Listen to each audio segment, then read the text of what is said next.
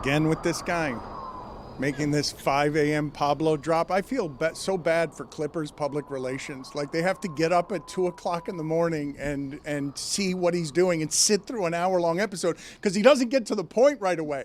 Like, you have to fast forward to 30 minutes in before you get to the actual story. But now he's got yet more paperwork, and I don't know how it is that Zazzlo and Billy are saying, yeah, Silver's not going to do anything. I don't believe that there's a way, given that we have so much documentation. Usually these investigations are private, and the leagues are doing it. We don't find out much of anything unless Ted Wells is doing a $5 million report. But the Clippers are in big trouble. I would think so, but Adam Silver got up in front of people the other day and said he's never heard of aspiration. He walked that back. He did walk it back, and you called him full of crap yesterday. But Pablo's got more this morning. He's slow playing this. He puts chum in the water, and then people come out and talk about it who don't know what they're talking about it, and then he makes them look dumb. Why do they? Okay, at this point, shouldn't they have realized maybe I shouldn't say anything because Pablo's got more stuff that's going to come out?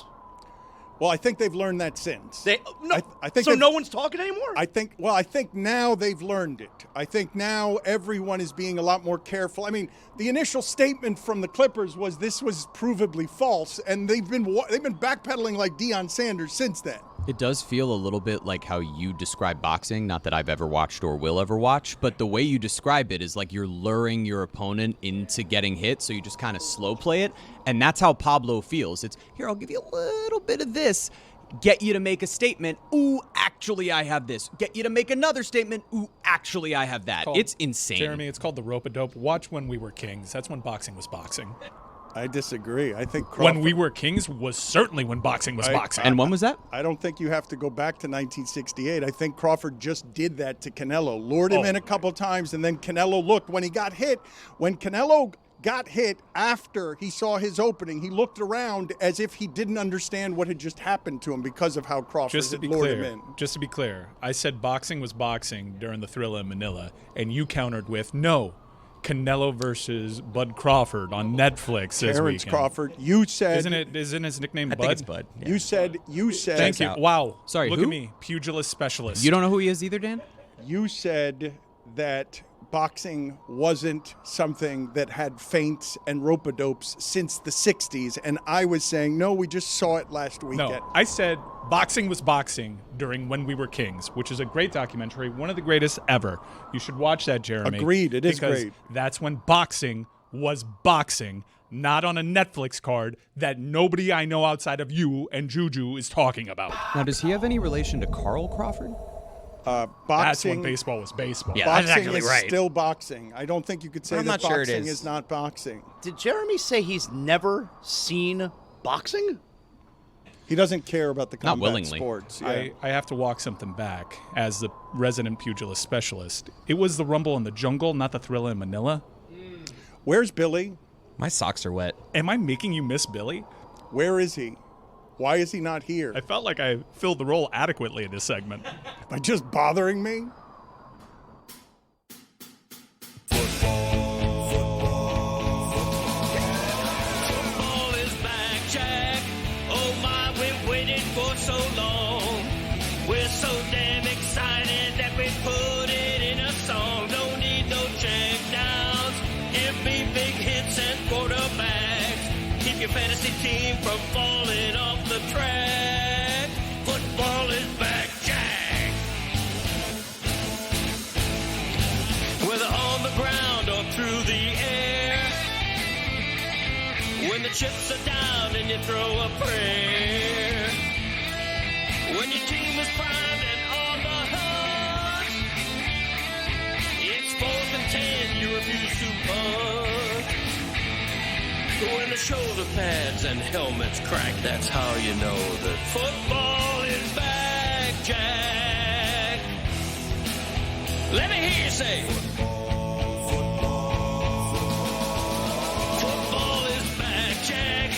This high is wild and out of control, and we're gonna ride it every week till we reach the Super Bowl. Don't need no check downs. Give me big hits and quarterbacks. If you say this game's the best, I'll say it's a gag. Football is back, Jack. Football is back, Jack. Football is back.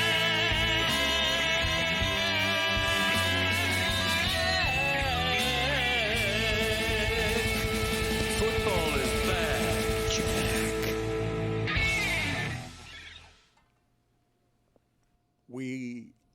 We have Jimmy Kimmel stuff to talk about, and obviously we have Dolphin stuff to talk about, but I have Billy Gill paying a punishment. I believe it's the first time that Billy Gill is paying a punishment since he was an old-timey baseball player, and so we go out immediately to Billy Gill. Billy Gill live. He looks like an idiot. Billy, can you hear me? What are you doing? What is the punishment you're serving today? Finally, we're getting a punishment served. You named yourself commissioner. You didn't serve any punishments the year that you were the commissioner, but you're finally paying a punishment. What is the punishment you're paying today in the rain? Is that your home? This is an undisclosed location where I am planting my third tree. I was supposed to plant one tree as the Kawhi punishment, which really was planting no trees because that's what Kawhi did. But I'm now planting my third tree to satisfy you guys. The first two trees were artificial intelligence. We saw the images. Falsehoods. It's not falsehoods and fallacies, Billy. It was very clearly AI. Bring up one of the images so we can see it. Billy, don't make the video team try to do stuff you haven't prepared while you're at an undisclosed location trying to befoul our show. Are you going to start? Do you have the materials you need to plant the tree from an undisclosed location? Well, I was told those would be provided for me. But told by whom? It's your punishment. You got to serve the punishment. What do you mean it was provided? Yeah, well, you don't have a tree. You think Kawhi was showing up with trees to plant himself? No, he shows up and dig a hole, plant a tree, whatever. You know. Did you just push the stunt Dan? There we go. Thank you. Good job, Danny. Now the bit of I forgot my shovel is not going to work later. Right. So what kind of tree do you have? What kind of tree do you have that you're planting? Thank you, Danny. Thank you, Danny. Yes. Do you know anything It's about? It's hard to explain why I don't have a shovel later, and he just handed it to me 3 seconds in, but that's okay. Oh God, now it's stuck in the tree. It is hard to do this with a microphone. What was the question?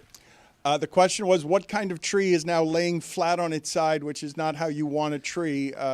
What kind of tree is that? Do you know anything about what you're doing today? Yeah, this is a Barbie pink guava tree that I will be planting today. Nice. At an undisclosed location. Okay, we will check in with you when Pablo Torre shows up. You will befoul his segment. We'll check in with you when Chris Whittingham shows up. We will befoul his segment. Anything else that you have? You don't think Adam Silver is going to punish anybody for what Pablo is reporting, correct? Well, I mean, if the guy won't stop snitching, like every week he's like, oh, well, guess what else I know? Guess what else I know? And he's kind of forcing the commission's hand here, you know? Why is it As snitching? was, He's being a journalist. He's being a... That's not snitching. Oh, please. No, in my What do you mean, streets, oh, please? you know what would happen. Stitches. There's a fine line between snitch and journalist, I will just say. Let's hear this. Yeah. Put it on the poll at Le Batard Show. Is there a fine line between snitch and journalist? Because, Billy, you're one of the loudest national critics of Pablo Torre's reporting, which has been pretty impeccable. I had falsehoods on that as well. I'm just trying to bring perspective to this distorted reality. What is this? I'm just trying to bring perspective to this distorted view of this story, you know? Oh, this is the biggest story in the history of man. This is the greatest invention ever, whatever, blah, blah, blah. Metal Arc, we did it. We almost had Charlie Sheen's documentary, you know? I'm just here to say, hey, you know, most people don't care football started. Dolphins, Bills, Thursday Night Football, Buffalo. Tua went dressed like he was going to a blizzard when it's supposed to be in the high 60s tonight. We'll see what happens. What are you wearing? Are those overalls? What is on your chest? I can't see. Like, what are you wearing? I think those are gloves on his as chest. As you can, for frame of reference, you can see that when I planted the last two trees, this is my planting raincoat that I wear, and it's apropos because it's raining today. And then I have my gardener overalls on, as I do when I plant things. And then these are my gardening gloves, and you can see there's still dirt on them from the last time. All right, we will planted. check in with you later. There's not dirt on them from the last time. You tried to trick us with AI. You have Well, not. what's this dirt from then? You have not planted any trees. That is not proof. Wasn't out with any waiters or waitresses. You know what I mean? That's an OJ reference. We'll see you later. God. Thank you. We'll end on that note. We'll check in with you a little bit later on. We really didn't need an OJ reference there. Who would have gotten that reference? That's why he explained it. Generally, jokes don't work when you have to explain them afterward. The Dolphins play tonight, a game that Zazzlo is saying is something that is going to shift the franchise permanently. Yeah. I would ask the question of the group here.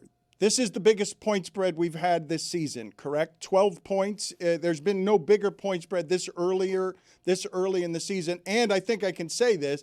If the Dolphins were to win tonight, it would be the biggest surprise we've had this season as well, correct? No one's expecting the Dolphins to do anything, because if you haven't seen what it is that the Bills have done, the Bills, they haven't had an offensive turnover. They're scoring on 64% of their drives. They're averaging 502 yards per game.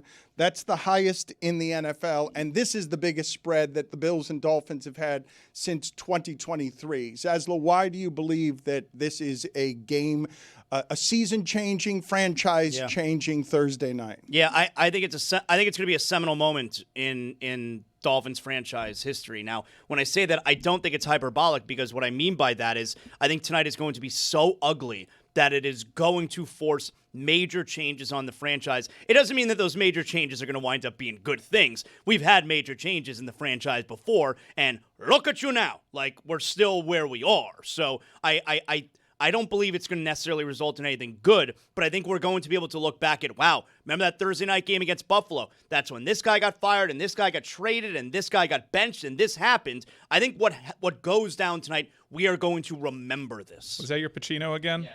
Look at you now. Not as good as your other one. Big time. You know when he says that, look at you now? That's when the hitman in Scarface, when the hitman wants to kill, you think I kill women and children? You think that's what I do? And then he shoots him in there. Look at you now. I'm glad that you're doing impersonations, because I've told the people listening to this that Zaz is making a giant impact at ESPN. Everyone's noticing now. He's getting the flattery that people get when you mimic them, when you impersonate them. Evan Cohen, part of the Unsportsmanlike crew on morning radio on ESPN. Evan Cohen, who came up through South Florida, clearly jealous of Zazzlo, clearly infuriated that Zazzlo is getting suites on the road and flying first class. Obvious jealousy. And not getting up at 4 o'clock in the morning to prepare a show because he's, because that's insanity. Because he's got the star power that comes with being a rising personality at ESPN. Now, Evan Cohen on their very popular morning show is impersonating Zazzlo. Can we play that sound, please? I know Zaz is listening, so let me know. Just I'm make it. supposed to talk to Zaz later on today. Oh. Going on his podcast. That's not going to go well for him. I'll tell you that. Miami sports expert. I'm a Miami sports expert. Jonathan Zazzlo. You're a big guy. I'm a small guy. I'm Jonathan Zazzlo on ESPN Radio. Let me tell you something. That is a truly horrific impression. I'm a small guy. I mean, Evan, you need to work on that. I'm Jonathan Zazzlo. I don't know who that person is that he thinks that he's impersonating. I've never heard that person. I'm Jonathan Zazzlo That's a made-up person. on ESPN Radio. What a stinky impression that is. Zazzlo. You're a big guy. That's a bad impression. I mean, who are you doing? I'm a small guy. Not awesome. That is not an awesome impression. I'm Jonathan Zazzlo. Good impression or bad impression? That's bad impression. Bad impression. I'm Jonathan Zazzlo on ESPN Radio. Who does a good Zazzlo impersonation? Mike Ryan. Jonathan Zazzlo. I haven't heard a good Zazzlo impersonation. I'm I'll a be small honest. guy. Anyone ESPN that I've Radio. heard try and give a Zazzlo impersonation, you're not the real thing. On ESPN Radio. I second that. Knowing, I know, right? Yeah. Well, who's talking? I third that. Is it me or me? I'm a small guy. It's me It's me and me. and me.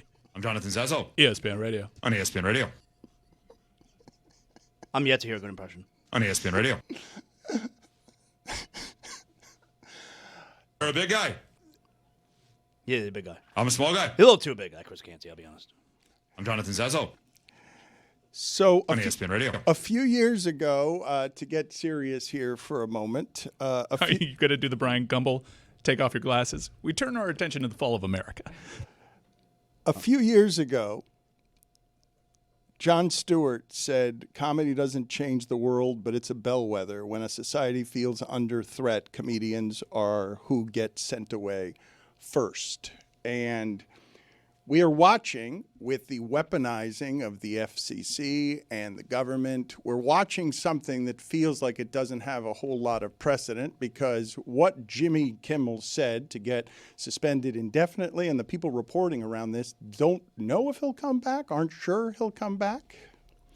And what you're seeing is a reaction to something that is not in the top 100 of things Jimmy Kimmel has said on his program to antagonize Trump and the government. But hours after the head of the FCC said we can do this the easy way or the hard way, you saw something that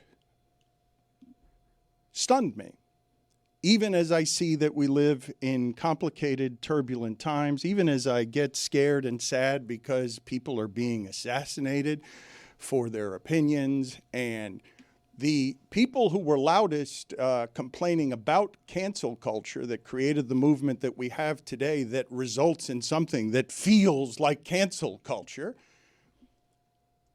I'm watching something that for me, doesn't have precedent. I know Lenny Bruce was arrested once upon a time for making jokes, but seeing Jimmy Kimmel not have the protection of something as powerful as Disney, because corporate interests in media are filled with such cowardice that you have a situation where not even Bob Iger has the money or the power to stand up to the threat that is presently upon the shores of everyone in media because of how compromised they are by a series of mergers and money interests. And to see Bob Iger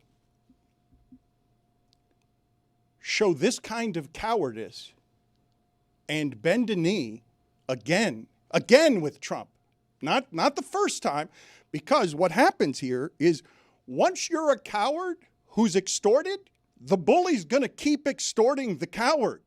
And when they gave Trump $16 million on something that Stephanopoulos said, they opened the doors now to all of media feeling like it needs to capitulate to a threat. And now you get dangerously close to state-run media. And I will tell you, as someone who descends, grandparents and parents, from a childhood filled with, you can't trust the media, it's all propaganda. I've never seen in my lifetime America in the position it's presently in, where the media is running this kind of scared from power as if we're not a place that one of the chief principles is free speech. And I understand that private businesses don't have to adhere to free speech stuff, but there's no one who can look at what's happening here. You can't look at what's happening here and not say that this is a kind of threat that you have not seen before in the United States, where a comedian gets gone from a late night television show for commentary that, I'm telling you, doesn't pass for the top 100 of the things that he has said on his broadcast that would be offensive to a different political affiliation. And it cashes in on a threat that was made by the president several months ago after Colbert. It was announced that Colbert would be leaving. By the way, Colbert still has the platform. They made the decision on the show. And some people online are saying he should have Jimmy Kimmel on as a guest, because that would be a wonderful way as a lame duck host to use the platform. But after the Colbert thing happened, the president went to his social media platform and said, Jimmy is next. And now he's kind of reveling in what happened, says Seth and the other Jimmy are next. This cashes in on what was on Project 25, something that during the campaign the president distanced himself from. And now very clearly the FCC is leveraging all these mergers, because the FCC only really controls the networks. But the state of media is such that these big networks are either merging with other companies that own these cable conglomerates. So you're not just leveraging the network television, the channels that you can get with your antenna, but also cable news. If you see what's happening with CNN and whose potential interests are at play there when it comes to mergers and acquisitions, it's very clear what is happening here.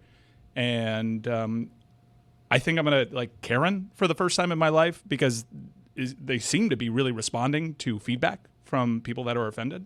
And I'll put in a call, see if it helps, because this is absolutely wrong. This goes against our First Amendment rights.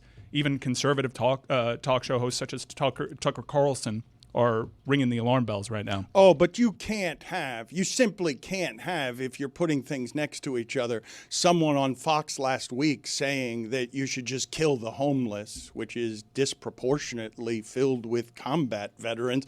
By the way, there was a shooting at a homeless encampment shortly after those comments, something that the media has not really covered all that much. But that didn't have a penalty that was substantive. Not network TV, but owned by Rupert Murdoch, which owns a network channel in Fox. No, there was an apology there, and then that cable news channel in particular is part of the cable news outlets that seem to not really run with the story of what happened in Minnesota either. Government entities are being weaponized to put pressure in places that threaten principles that I care about deeply, and I was pretty sure that most Americans cared about deeply. I believe that when we talk about the freedom to speak freely to power, that is a core principle in America. And this one seems to have reached people in a way that I'm finding interesting, because now it's not cancel culture you're messing with, it's pop culture you're messing with, right? A lot of people are looking at this and being like, wait a minute, where in that joke that that the head of the FCC is describing as one of the sickest things possible, and admitting that it's an unprecedented step in doing so? We're watching stuff that we have not seen before, but the reaction has been very strong. I've been encouraged by a reaction where no matter what your political affiliations, most Americans are looking at stuff, and even if they're gleeful about this, most Americans are looking at this and being like, yeah, this is not the country that the flag that waves in this country is supposed to represent something different than this. I don't know what's real. I have election results that would probably thumb their nose at that. But I want to also be very clear, like, this is not a hypocrisy of mine. I've always maintained, the First Amendment rights protect you from prosecution and jailing. But if you work for the private sector and you say something offensive, that your employer has the right to do what it wishes. Now, this certainly seems subjective. This seems relatively benign. I'm applying my own feelings to this. But this comes as a part of an agenda and as a part of a threat from the president himself, and they're following through. And there's even the promise of more hosts being taken off of network television that have historically had a go at this administration. And it's a scary time.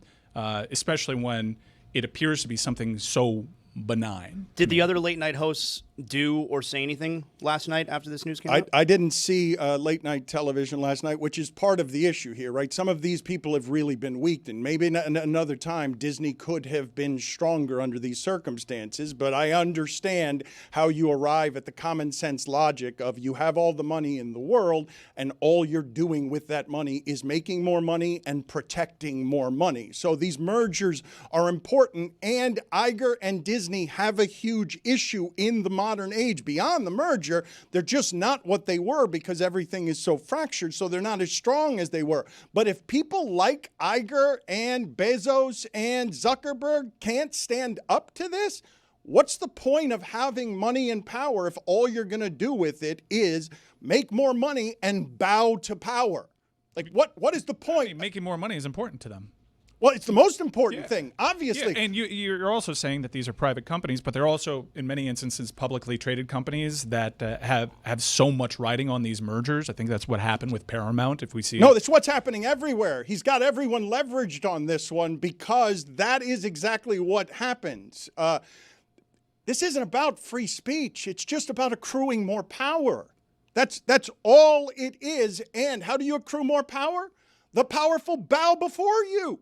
Nobody in power wants to fight because there's so much corporate cowardice here on fractured media and media that is now consolidating and needs to consolidate in reaction to got left behind by modern times, got left behind by all sorts of people going independent and is having trouble keeping up because they're run by a bunch of old people who do not know how to attract young people the way Mr. Beast does.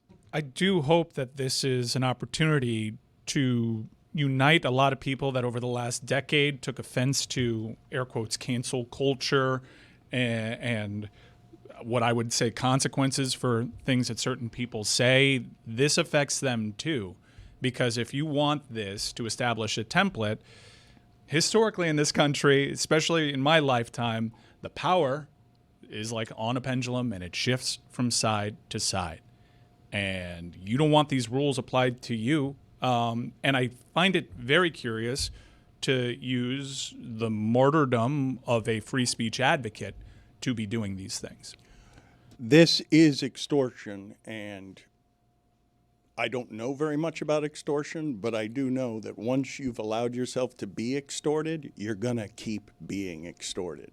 Like once you've shown that you're not going to fight this stuff, that you're just going to give millions of dollars away in order to protect your future investment, then you're just going to be someone who keeps doing that. This has consumed a lot of people last night. We're covering this because I do believe this one has reached a lot of people. I also see the self-interest in media types talking about this because we're scared. There's just simply fear because of what it is that you see happening. And as I see it happening, I am very grateful that we remain independent. It still makes me scared, by the way, to see everything that I see happening. But I'm wildly grateful that we can remain independent because this is a time where this country feels less free than it used to. You're welcome. Chris Cody, get me some sound here, if you would, of both Josh Allen and Tua as we talk about this game and segue into. I usually don't like to preview games. You know, I like to review games more than preview them. But I do believe that I'm having trouble finding a time where this Dolphin franchise felt like this, and we all lived through that 1-15 season. Like, do you not agree with me thinking that this is a huge moment for this franchise tonight? I thought Sunday was a huge moment for the franchise, and I think you can maybe thank the short week for the lack of change. And now this has to be Waterloo, right? This has to be. Yeah, I think the coverage all day tomorrow is going to be about what do the Dolphins do now? I think that's the major NFL story all day tomorrow. I was asking before about point spreads. What was the spread in that Browns-Ravens game? Same spread that it is presently according to DraftKings, 12.5. So this ties the largest spread, and I'm with Zaz. We all expect the Miami Dolphins to lose tonight against a really good Bills team. A team that has owned them for about the past 9 years. That means the entire sports media will descend upon last night's result and only amplify what's going on here. It's unfortunate because they'll essentially have the sports and news cycle to themselves. Like this tomorrow. would be different if this game was being played Sunday afternoon. Not the same. But the fact that it's a standalone game tonight and we're going to have all day tomorrow to react to it, I think it's a major moment for the franchise this evening and tonight, and then all day tomorrow is going to be very embarrassing. We got to figure out what we can make happen in sports tonight that can steal some of the headlines tomorrow. Because you want to protect the franchise? I don't want. You don't want the change? It's what you said. Like the Friday after the game, it's just the whole space is here. We're gonna overanalyze. It's just I don't need. I don't think it's overanalyzing. I don't need every national show doing the Fire McDaniel tomorrow. We got that covered. All right, just give me something else in sports tonight so that other shows can lead with something. You don't else. want every sports show saying how bad you are? We got that. If you're an agent of change, you probably do. It's like dates back to when USF beat Randy Shannon's Miami Hurricanes, and by the fourth quarter, I'm kind of rooting for USF because I want to see change. I'm going to keep making the argument for if they're going to be this bad, why not just keep them through the year? Let's be bad. Let's be a 2-win team. Like, I don't want to bring in a coach that's going to fire the boys up, and now we're going to be 8-9 again. The classic Dolphins, middle of the draft. I'm sure there's no chance there's some kind of camera catching Tyreek Hill blowing up on the bench tonight, right? Oh, like, no. That's not going to happen. Well, you guys say be bad. The thing that I'm concerned about, and this doesn't happen that often in that league, right? The games are very often close. The thing that I'm concerned about is that they played the Patriots and Colts, and those aren't reputed, not preseason, reputed to be great offenses. Now, maybe Daniel Jones ends up surprising us all season, but the Dolphins are dead last in the NFL in EPA allowed per drive by a wide margin, and they've only played the Colts and Patriots. This is an offense that's coming in that averages 500 yards a game. So we run the risk. You remember when Dominique Foxworth was out here saying it was unethical for Brian Flores to have to coach that team? That was funny. That's what happens when you have the news cycle all to yourself. See? That's going to be tomorrow. This is not safe what the Dolphins are doing. I'm worried that what's going to happen, because for 2 games now, what's happened is the worst case scenario, worst fear of Dolphin fans, which is not just that they're going to be bad. No, they're going to be coast to coast, sea to shining sea, embarrassing like a laughingstock because they can't play football at all. They've caused 2 punts this year. Buffalo doesn't punt. Buffalo has no interest in punting. I'm hoping that the NFL is just NFLing tonight. But if you had to bet on it, I'm guessing the money's going on the Bills tonight. Bills are my survivor pick for the week. Over under half a punt tonight for the Bills. I'll take the over. Half? Just a half? I'll go over. I'll crush that over. Punt. 1 punt. Can I play a sound of Josh Allen that just shows how not worried he is about the Dolphins? If you use the phrase that you're about to hear from Josh Allen, you never use this if you're worried about somebody. It's just when you're like, couldn't care less. Their front over there is filled with a lot of guys that can get after the quarterback, so we got to be on our P's and Q's. See, he doesn't give a shit. What You don't does say P's and P's. Q's Like, exactly. mean? It's just like, he is so not worried. He's just like, yeah, they got good guys. We got to be on our P's and Q's, cross our T's, dot our I's. Yeah, well, there's 2 of those cliches.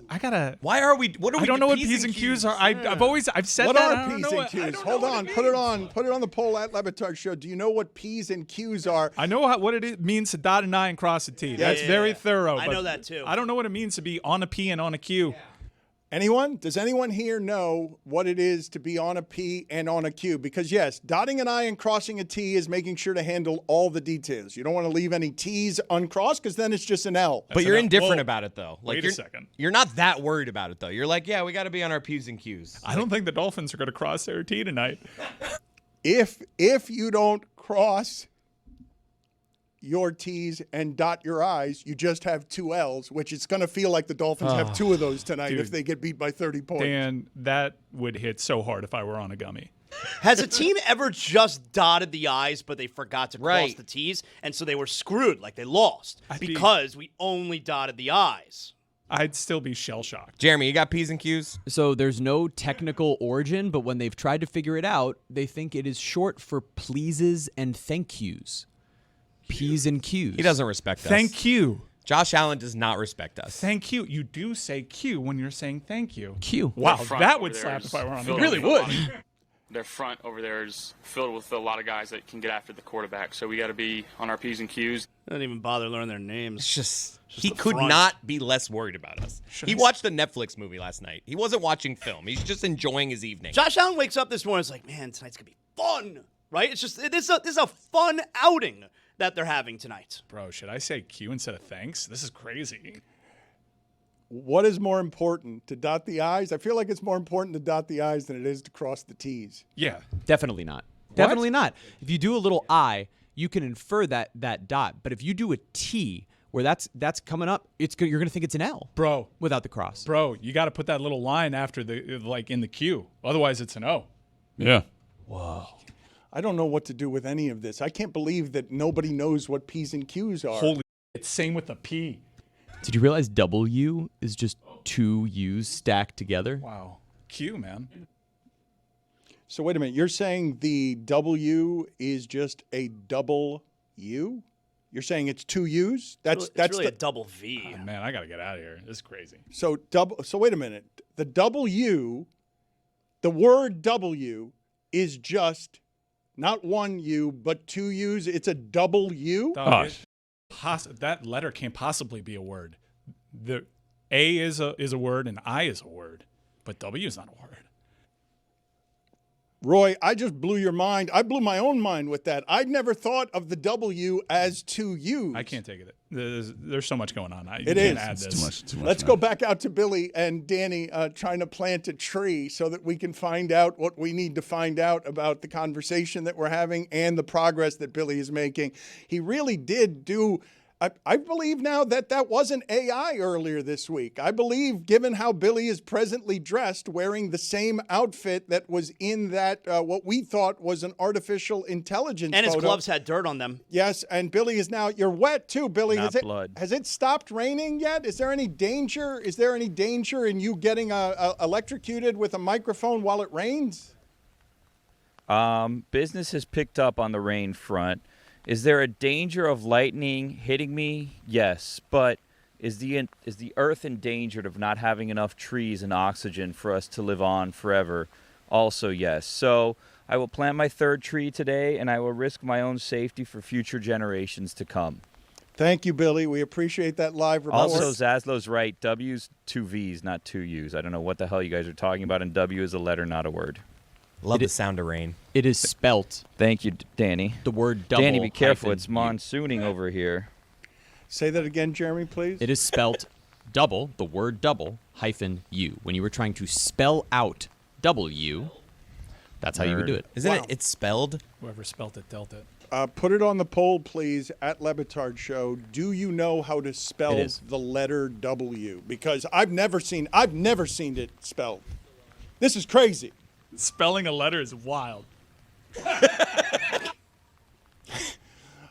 Right now, we are in uncharted territory, doing some serious alphabet learning together as a show. Do not say that we do not provide a double service. I have a question. Double service. Yes, Billy. So if you were to spell the word W with letters, do you then have to spell all of those letters that are used to spell the word, and it would just be an endless loops of letters spelling other letters? I can't take this. This is like Inception. It's really hard to follow. Because like W would start with the letter D, but how do you spell the letter D? You'd spell it D-E-E, right? But then that D-E-E, you would spell D-E-E for that D, and then for E, you would have to spell out those E's, and there's 2 of those, and then you'd have to spell those letters as well, correct? Man, this is not even like Inception. It's like Tenet, which I flatly didn't get. That movie sucks. It was terrible. Don't tell me that you like that movie. No one likes that movie. Anyone who likes that movie, you're just lying to my face. A great take. No one understands what that Great movie is take. about. You're not smarter than everybody because, ooh, I like Tenet. No one believes that you understood it. It doesn't make you smarter. It makes you a dope. Put it on the poll at Le Batard Show. Did anyone like the movie Tenet? That was Christopher Nolan, wasn't it? Yep. That was a bit of a surprise. And he still hasn't apologized for it. That was a bit of a surprise. Christopher Nolan doesn't make a whole lot of bad movies, and then the universal consensus on that was, yeah, didn't understand it, don't get it, and then other people didn't watch it because none of their friends understood it. There's no way Christopher Nolan understands what that movie is No about. way. No way. No way. And also, stop trying to make John David Washington happen. He works hard. Put it on the poll at Le Batard Show. Does Christopher Nolan know what Tenet was about? Billy, you don't seem to be doing very much planting. You seem to be standing in the rain, just looking around, trying to figure out how it is to spell W using letters. And I think D is spelled D-E-E. I think it's a Scrabble word. I think a lot of words, a lot of letters. The only place that you would watch them, see them spelled, would be in Scrabble. So D-E-E. I think you would lose Scrabble if you were spelling letters. D-E-E, O-W-E, Y-O-U, B-E-E, E-L-E-E-E, hyphen Y-O-U. I stopped listening. W. I can't follow. I straight up think cannot. your family. That was a stray. Are you saying that E is spelled E-E-E? Are you saying E? that How else would you spell E? E. I'd spell E-E. Ooh, or you could spell it Y. You're saying E I think is there's a three silent E's? H and E. With Billy. H, silent H-E-E. E. I need some air. Jeremy, show title, spelling letters. That's already on it. Put it on the poll at LeBatard Show. Do you know how to spell the letter E? And also put on the poll, would you have imagined that the letter E is spelled E-E-E? Because I don't believe that. That simply cannot be true. I don't believe that the language is so inefficient that the way that you spell E is just hitting someone in the head with 3 E's. Why not 4 E's? Why not E-E. 2 E's? The internet says EE. It's not true. Why not 3 E's? Why not 4 E's? Why not 5 E's? That's not what P's and Q's are. This episode of the Dan Le Batard Show is presented by DraftKings. DraftKings, the crown is yours. We should point out that Jimmy Kimmel has not been fired. Jimmy Kimmel has been a very good employee for ABC, does a lot of other things other than just his show. And when Mike Ryan suggested there that the internet is saying it would be great if Kimmel appeared on Colbert, and Kimmel would immediately not have a job again if he did that. I would imagine. Really? I would imagine that if Given the circumstances, because like he showed up on the Colbert Show, like supporting Stephen Colbert when that all came down. Yes, but in this particular instance, because ABC is trying to protect affiliates, protect money, protect against the complaints that are coming from local shows that tend to control what happens in late night, if Jimmy Kimmel were to embarrass Disney, Iger, by doing that on something other than his platform, when he might still be welcome back to his platform, he will be exacerbating things for them. He will not be a good employee. He will not be behaving like a good employee for ABC. I guess it depends on what he does. He can come out as a sight gag, which often they do when things are hot around these talk show hosts, and they often don't even say things. They're just there for support. I do want to turn people's attention to a statement that Jimmy Kimmel did make in the wake of Charlie Kirk. I know a lot of people are projecting what they think he said there. He certainly referenced it and then played a clip of the president. But this was Jimmy Kimmel's strongest statement, an initial statement after the murder of Charlie Kirk. Instead of the angry finger pointing, can we just one day agree that it is horrible and monstrous to shoot another human? On behalf of my family, we send love to the Kirks and to all the children, parents, and innocents who fall victim to senseless gun violence. Another thing that was weird about this is that he said it Monday. This is Monday. And then it's last night that he's taken off of the air. So whatever they were dealing with behind the scenes was something that is hard for any kind of leadership to deal with. And then when the FCC is weaponized and the chair of the FCC is saying we can do this the easy way or we can do this the hard way, you find yourself in a space where we're already seeing with ICE something that feels like state militia, feels like state police, and now you creep toward state media. And when I was saying to you before what was in my household growing up, grandparents, uncles, parents, this is what they talked about when they talked about the idea of propaganda as media and where it is that the government starts throwing optical illusions in your face to pretend like you're getting truth and freedom when actually we all know that that's a spectacular amount of bullshit. Chris Whittingham is going to join us here in a little bit, and we're going to celebrate Ray Hudson with him. And he's had some bad takes. He's anti-Panthers, and then they win the championships. He's anti-Mario Cristobal. He was out on Mario Cristobal after 2 games. I don't understand. Like, he has an opinion on something, and then he can't, like, admit that he was wrong? Weird for him. Weird for media in general. Weird for all of us, I would say. I would say media members in general are stubborn about admitting when they're wrong. Greg Cody's position... Not all of us. Some of us pride themselves on being able to admit when they're wrong. It's quite liberating. I mean, I don't know if you remember, I dubbed Paul Maurice the murderer of fun I've never had more fun than these last 2 years with Paul Maurice as my favorite team's head coach. I love him now. I was dead wrong. Why can't we admit that our opinion was wrong? I am curious to hear Witty's thoughts on Mario Cristobal and the Miami Hurricanes, because his whole thing when Mario first took over was, oh, this caveman offense, it isn't fun. And then in year 3, Mario Cristobal provided Hurricanes fans with only the greatest offense in the history of the program. And it seems as though the offense is pretty fun to watch right now, so I'm very curious to see where he stands. We've got a lot to get to with Witty. The Champions League is back on Paramount Plus. He's calling the game today at 3 p.m., so he's very busy. But we have some imaging here to celebrate the Ray Hudson gold calls, and I want to get from Witty top 5 South Florida broadcasters of all time, because I'm maintaining there has been no broadcaster that has resonated more ever from South Florida, around South Florida, than Ray Hudson. But let's get the imaging for that, please. Ray Hudson. Ray Hudson. Ray Hudson. Ray Hudson. Ray Hudson. Ray Hudson. Ray Hudson call of the day. Ray Hudson. Ray Hudson. Ray Hudson call of the day.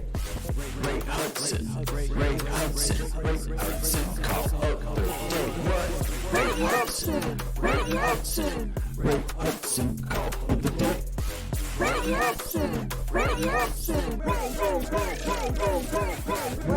Ray Hudson. Ray Hudson. Ray Hudson. Ray Hudson. Ray Hudson. Ray Hudson. Ray Hudson. Ray Hudson. Ray Hudson. Ray Hudson. This is what Dan wanted. This is what Dan wanted. He wanted a call of the day. He wanted.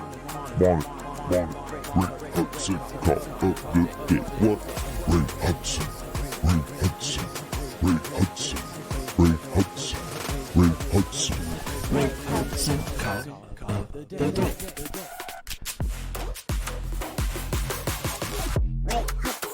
Ray Hudson. Ray Hudson call of the day. Ray Hudson. Ray Hudson. Ray Hudson call of the day. Ray Hudson. Ray Hudson. Ray Hudson call of the day. This is what Dan wanted. This is what Dan wanted. This is what Dan wanted. This is what Dan wanted.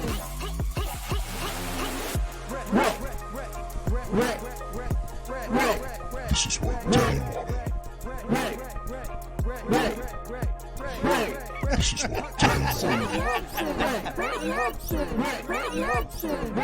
This is what Dan Hudson call. This is what Dan wanted. Maybe the government should control the media. Can we play the Ray Hudson call of the day in honor of Ray Hudson? We're going to do this every day until the World Cup. There by Reinders, who is harried. Leao warding off in there, Militao. Oh, come back. It's a Reinders! Massive chance now for Milan to win at the Bernabeu. Look at where this beautiful goal is constructed from the hands of Mike Maignan. And they absolutely embroider the passing going forward. It's Gatling gun, and then it's Leao's magic again.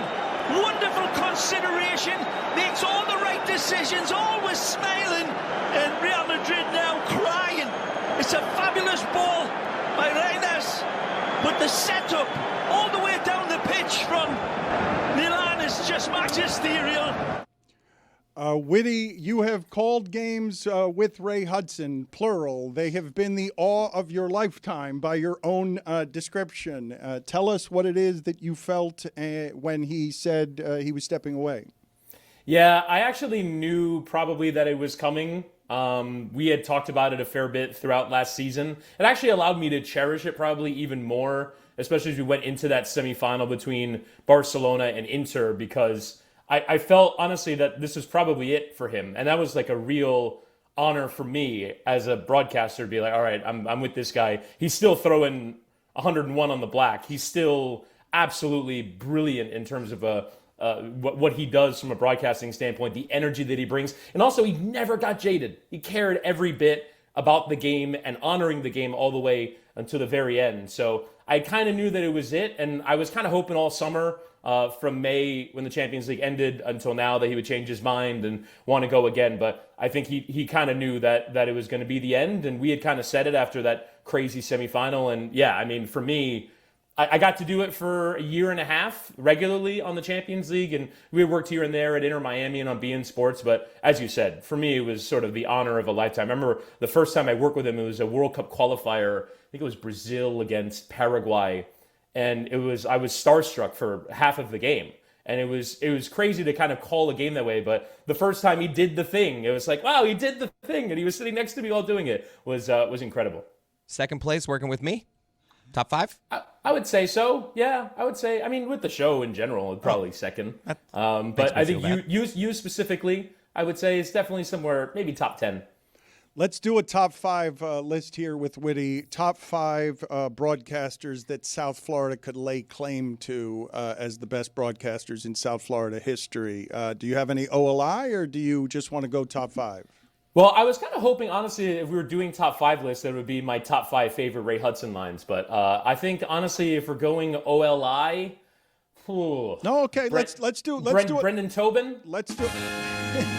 Let's do it your way. Let's do it your way. Okay. Go ahead. Top 5 Ray Hudson lines, if you prefer to do it that way. All right, I'm going to try and do this off the top of my head. So I'm going to start first with number 5. You can put a tarantula down his pants and he'd still be cool. Messi's about to sign an extension with Inter Miami, right? That's been reported and confirmed? Confirmed? I don't know about confirmed. I mean, I think the club will confirm it eventually. Yeah, Taylor Twellman joined our show. That's where all the momentum is. It'd be hard to envision any scenario outside of Leo Messi helping open that new stadium for Inter Miami. Number 4. Like a vampire attacking a plate of liver. Number 3. Off like a teenager on a hot date. Number 2. Stretched like spandex on Fort Lauderdale Beach. At the elbow room. What are we, number 2 or number 1? That was number 1. I'm running out. I'm trying to think of one now off the top of my head. You said, see, that's the perils of you. You didn't want to do the top 5 list that I wanted to do. You wanted to do I wasn't prepped on that. I probably would have thrown in like Hank Goldberg and might have regretted it. I haven't thought about your list either. All right. Well, good prep. I'm appreciating that you, a preparation freak, has arrived, didn't have any prep for what I asked you about, asked for something else, and then didn't have that either. Let's check. I was close. I got to 4. 4 was pretty good. It's a top 4 list. Let's check in with Billy and see how he's doing out there, as we don't want to waste any he's more. About to be produced of Witty's time. Billy, where are you on the tree planting? Danny. Is it harder than you thought it was? Danny, excellent work holding that microphone. Give us a report, Billy, from the tree planting. I'm digging the second hole because I dug the first hole and they said they're not ready for the hole to be dug, so Rose came and filled it in. So I have to redig that hole so that we can plant the tree. And pardon me if I'm a bit irked, but I have, while I'm digging, I've noticed I have some branches here that are ripe for pruning, but I can't quite find my pruning shears. So, we're getting there. We're almost there. Hey, Witty, how are you? Hey, Billy. I'm planting a tree in an undisclosed location, in case you're wondering. Billy, did you approve this with your HOA? It's an undisclosed location. Well, it's an undisclosed location, so as long as no one tells them where I am, we're good. Also, this Witty coming on here, I knew he was going to retire. How about you tell people, bud? Aren't you a journalist? Aren't you a professional snitch, as Zazzlo likes to call you guys? Professional snitch? No, I wouldn't call myself a journalist, though, really. I'm more of a broadcaster type. What are your thoughts on Tua, Witty? I want to get to your flammably bad opinions that you refuse to retract. But the game tonight and Tua in general, your thoughts are what there? Well, I mean, the game tonight, is there any... I mean, the Dolphins are 12.5-point underdogs, and that's underselling it, in my view. Is there any chance they don't get absolutely destroyed tonight? I feel like I have walked myself into the trap of trying to get excited, of trying to talk myself into, oh, maybe this is the time that the primetime game isn't an unmitigated disaster, and yet it happens every single time. I'm waiting for ACL injuries to happen. I'm waiting for Achilles injuries to happen. I'm waiting for things that calamitously destroy the Miami Dolphins season, because that's what happens every single time they play in a primetime night game. And for me, the thing about Tua is, I mean, beyond the fact that it seems as though the league has figured him out, the thing that's so immensely frustrating is you watch that Monday Night Football game, you watch Baker Mayfield somehow escape on 4th and 10, run for 17 yards, get a first down, and somehow that is not available to the Miami Dolphins. It appears to be available to all of the other 31 teams in the National Football League. It is not available to Tua Tagovailoa to be able to do that. And I think now in modern times, it's so difficult to be able to generate offense, to be able to generate anything without having that threat. And I think that more than anything is limiting Tua at this time. It's fairly obvious at this point that unless the scenario is perfect, he can't make the special plays. He doesn't make special plays. Off script, making things happen unless the play is set up to go exactly the way it was designed, Tua does not make a play. That's a great point, Zaz. I've never seen him make chicken salad. I've never seen him improvise, and what a play by Tua. That's not something it's that the opposite. When he's out of the pocket, you go, oh no. That is an amazing point. Yeah, he's not like one the step other off elite. schedule. Yeah, he's one step off schedule. He doesn't make things happen. And you know what's interesting, Zazzlo, for me, the thing that is underrated in all of it, we talk a lot about, obviously, the brain injuries. But I think the hip injury is kind of underrated in all of this. I think physically, I saw the other day this thing on Twitter. I understand why Dolphins fans still believe, because it was a 3-minute montage of things that he did at Bama.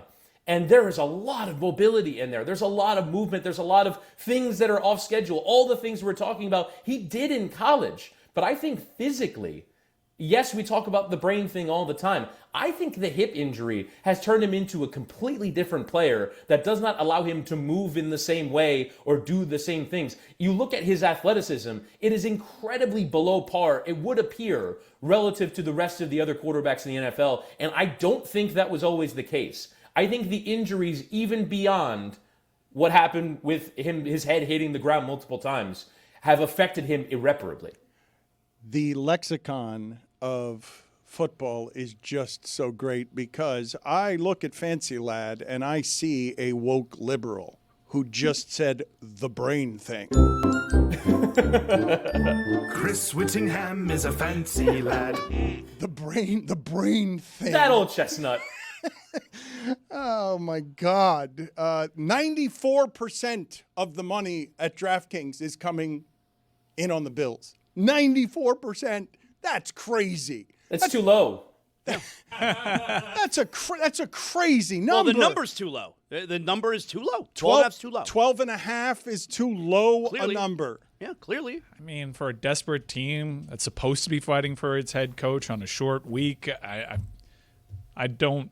I mean, that's a lot of points in the NFL. Yep. Mike, I know how you bet. You're looking at Dolphins plus 12.5. You see kind of you love a Zag bet, and you love looking at what everyone else is doing and going, well, the NFL, this is the spot. This is the spot where you should take the Dolphins. I just, with all of the experience I have as a fan, cannot bring myself to do it. Yeah, you're right, Witty. I'm doing no action on this one. Because, Sometimes everyone's right. Yeah, it happens, and I don't know if this team is just fully cooked. It's too early in the season to see what this line is. I'm staying away though. I'm not getting in front of a 94%. Staying away from free money is what you're doing. Stupid. Well, but football can football, and I know you say sometimes everyone's right, and they did end up being right. The previous spread like this, Ravens over Browns, but the beginning of that game was about what those things look like early, where you're like, oh, of course, football's going to keep it close. It's just this defense against that offense is the biggest mismatch in the entire league.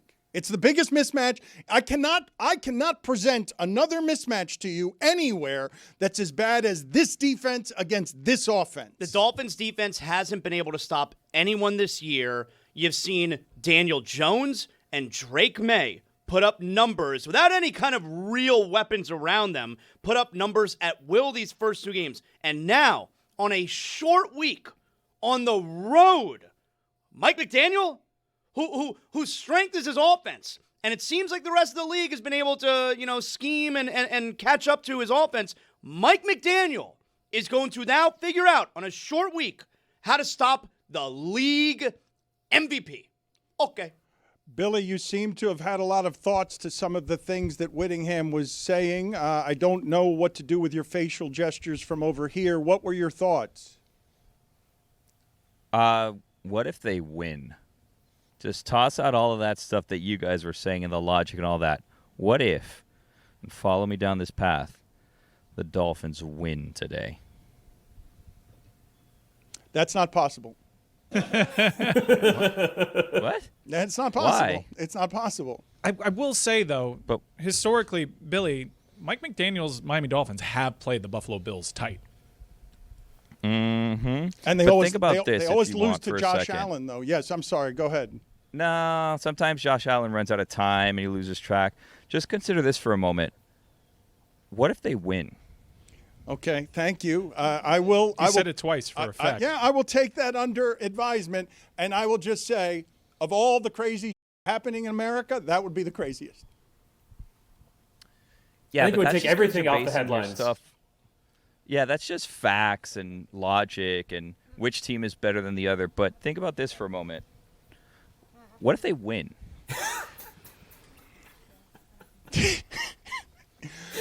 Witty, are you going to retract any of your bad opinions? Your Mario Cristobal opinion, you were out after 2 games. Are you willing to pull that one back, or are you going to entrench yourself and be stubborn?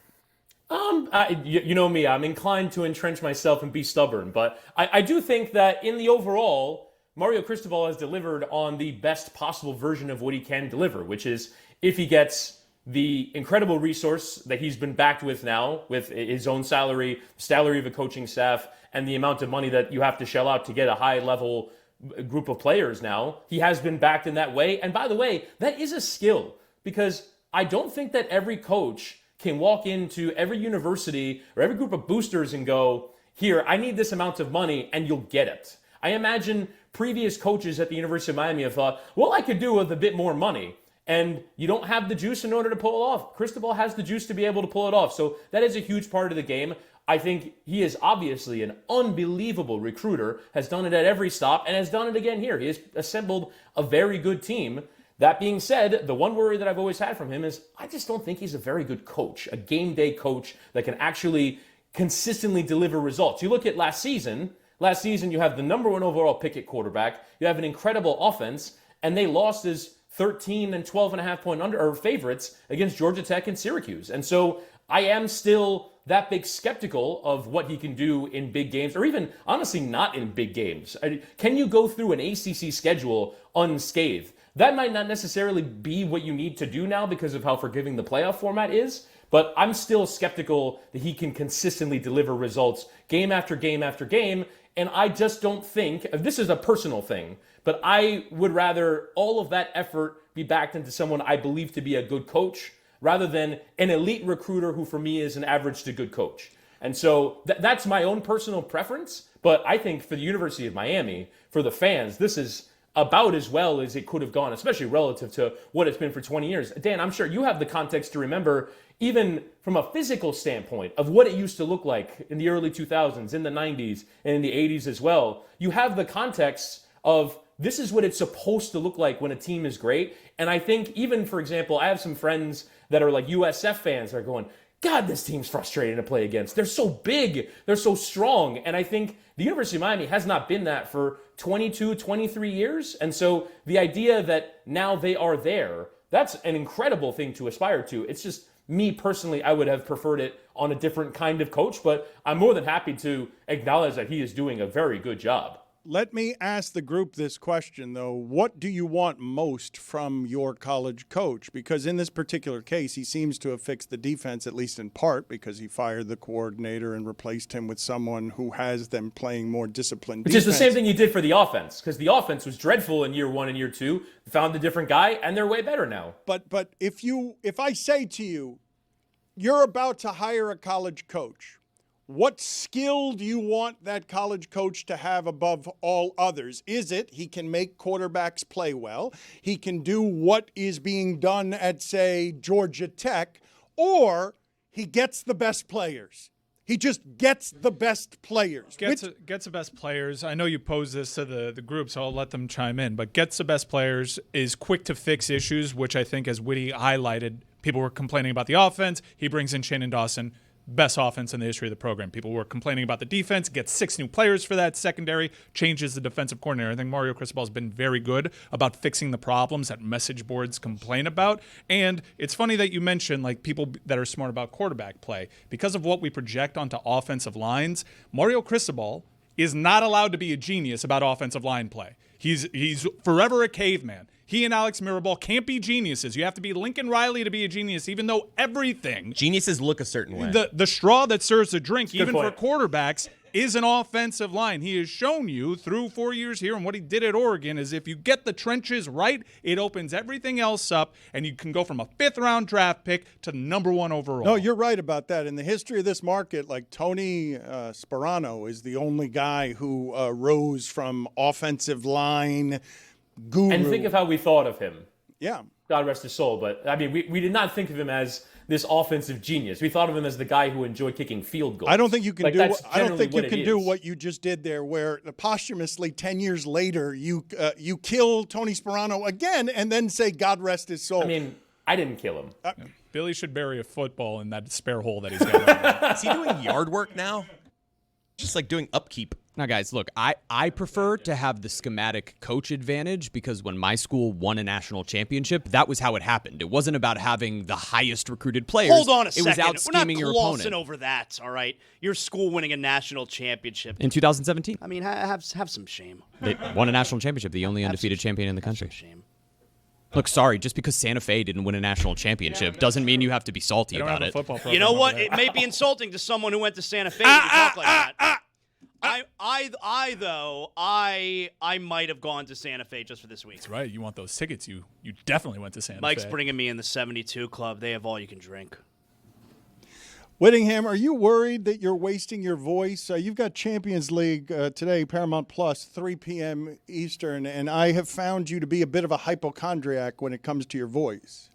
Yeah, honestly, well, I've had a busy week. I had 2 games on Saturday. I had a game on Tuesday night. I had a game last night. And this is my 5th game now in 6 days. So I am worried. I have been on a 3 or 4 throat coat tea a day regimen for the last week. I'm making sure that it's still working. But no, I'm not worried that this interview is going to be the thing that sends me over the line. I'm worried that it was about the 17 goals that I've called in the last 5 days that's really going to harm me. But I think I'm going to make it over the line. I think I'm going to make it. Got a really busy run of games. But yeah, Champions League today, Manchester City and Napoli from 3 p.m., And, yeah, I'm really excited for it. I've actually got a cool one next week, too. Next Wednesday, I'm on the Inter-Miami game. First time I've done Inter-Miami at 3 in the Messi p.m., era. not from 3 p.m. From 3 p.m. Coverage from 3 p.m. First Messi game. At 3 p.m. That's crazy. Yeah. For Apple TV. Chris Whittingham is a fancy lad. I mean, come on. From 3 p.m.? Like, what are you doing? We're supposed to be here at from 9:40. What are you doing? What are you doing? Someone sent me the Zoom link from 9:43, so. Same Zoom link for 7 years. No, it's from 3 p.m. to 5 o'clock. That's when you say from. On the weekend. On the weekend, at halftime. Hate this guy. Where does losing your voice rank in terms of your worst nightmares? Oh, it's horrible. It's horrible. I had a game last year in Serie A where I had to power. It was about 15 minutes in where my voice kind of settled in and I was able to get through it. But yeah, I was definitely for Fowler the other night on Monday Night Football. That is definitely the thing that I wake up in a cold sweat thinking about having to grind through 3 hours. And especially because everyone's going to be going, oh, this guy sounds terrible. How bad? What happened? Is he okay? Is he dying? And that for me is the absolute worst thing that can happen. It's why, like, honestly, if someone wanted to come up to me right now and chop my arm off, I would prefer that to getting a common cold. Being run over by a bus is worse for me. Billy's than holding the a machete. sniffles. Yeah, Billy's ready. Careful with that thing, Jesus. That is not reasonable, Witty. You take that back, Witty. That's an asinine thing to say. If someone came up to me right now and chopped my arm off, I could still call Man City Napoli at 3 p.m. on Paramount+. Probably not. I would be fine. You don't think doubt so? that. No, Rub you some have dirt the on it. You have the end of the From segment. 3 p.m. From the end of the segment to take this take back. No, I'm sticking with it. I'm stubborn about my takes, and I'm saying I'm good with my arm being Witty, chopped though, off. I'm telling I'll you, be though, fine. when I watch a broadcast and I can tell that the guy is sick, I don't look negatively at that. I'm like, this guy came to work today. I do. This guy's fighting through. Oh, I do. Like, I heard Fowler the other night, and I was like, he's a little sick. I like to call it out, too, to everyone in You the know room. what I You say guys under hear my it? breath? You You know what I he's say sick. under my breath What'd he since say? 2020? You know what? You want to take a guess what I say since 2020 when an announcer sounds like that? You don't want to know. I do want to know. You do. said you asked me if I wanted to know. I do want to know, and then you tell me you don't want to know. I know it's not a thing anymore, but I say COVID. I'm like, he has COVID. Whittingham, you don't want to take that back. You'd rather have your arm. Yeah. You're the only human being on earth who would say, "I'd rather have my arm chopped off than get a cold." That's correct. That's correct. My arms. What do I need my arms for? I feel like Mike I need the pipes to be working. Tirico would That's the agree. most important There thing. is no way you stop the bleeding and do all that is necessary after your arm gets chopped off to be ready for Champions League. And, by the way, everyone would understand if you missed that. You know how many pain meds you would need after that? Mm-hmm. But I can still grind it out. You get the Vicodin and the Percocet, whatever you need, and I can still grind out a broadcast I with will one say, arm. I won't accuse you of having COVID if that happens. Right, because my arm will have been chopped off. But I'm telling you, it's the worst thing that can happen. And especially, honestly, the worst part is not actually doing the work with your voice. It's the 48 hours before when you know, oh shit. I need to get the tea going. I need NyQuil going. I need Dayquil going. I need cough drops and enough tea to provide water for a small village. That's what you need. So that for me is honestly the worst part, is knowing that, and also not talking to anyone. You don't talk to anyone for the 48 hours before, because it's all about preserving the voice for the 2 or the 3 hours. Is it worse than abandoning the Panthers and then they win 2 Stanley Cups? No, it's definitely not worse than that. It's not worse. Honestly, I don't really miss hockey very much. Oh, stop it. Stop I'm done lying. with him. All right, we can get It's him out of of my life, and now I have time to do other things. Yeah, It's let's great. take things that bring tremendous joy out of our life. I'm better off. Yeah. I get my time back. The gift of time. Zazzlo, we have a finite amount of time on this earth, and the less of it spending watching Paul Maurice. The less of it spending being happy? No, watching Paul Maurice's teams play hockey.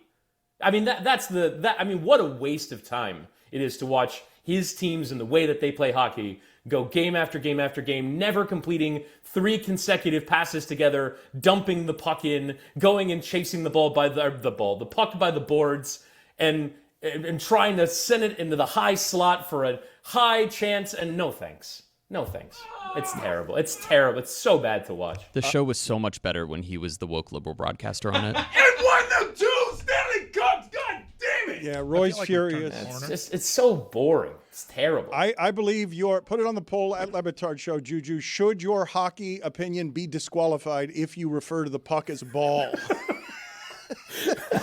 my description, honestly, I'm surprised when I did 90 seconds on Tua that I wasn't like talking about his passes as through balls or something like that. Every single sport that I talk about now is through the context and lexicon of soccer. Mike Ryan wants to talk soccer with you, and I want to talk pet peeves because I miss your pet peeves on the show. So which would you prefer? We only have time for one question. Would you prefer a soccer question from Mike Ryan, or would you prefer a pet peeve question from me?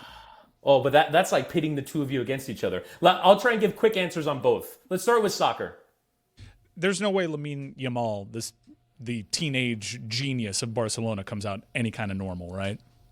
Well, the thing is he was on his way. He was on his way to kind of being normal. He was performing well. But then, honestly, you know what scared me the most?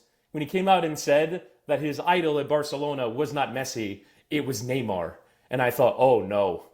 That is not someone that you want to be patterning your professional behavior after, because this is not a consummate professional. And then there was a story with him losing his passport, and then and this is for me one of the vagaries of language barriers. His injury that he is currently out with, I think it's a groin injury, but it got reported as an injury in the pubic area, which makes it sound like a completely different thing.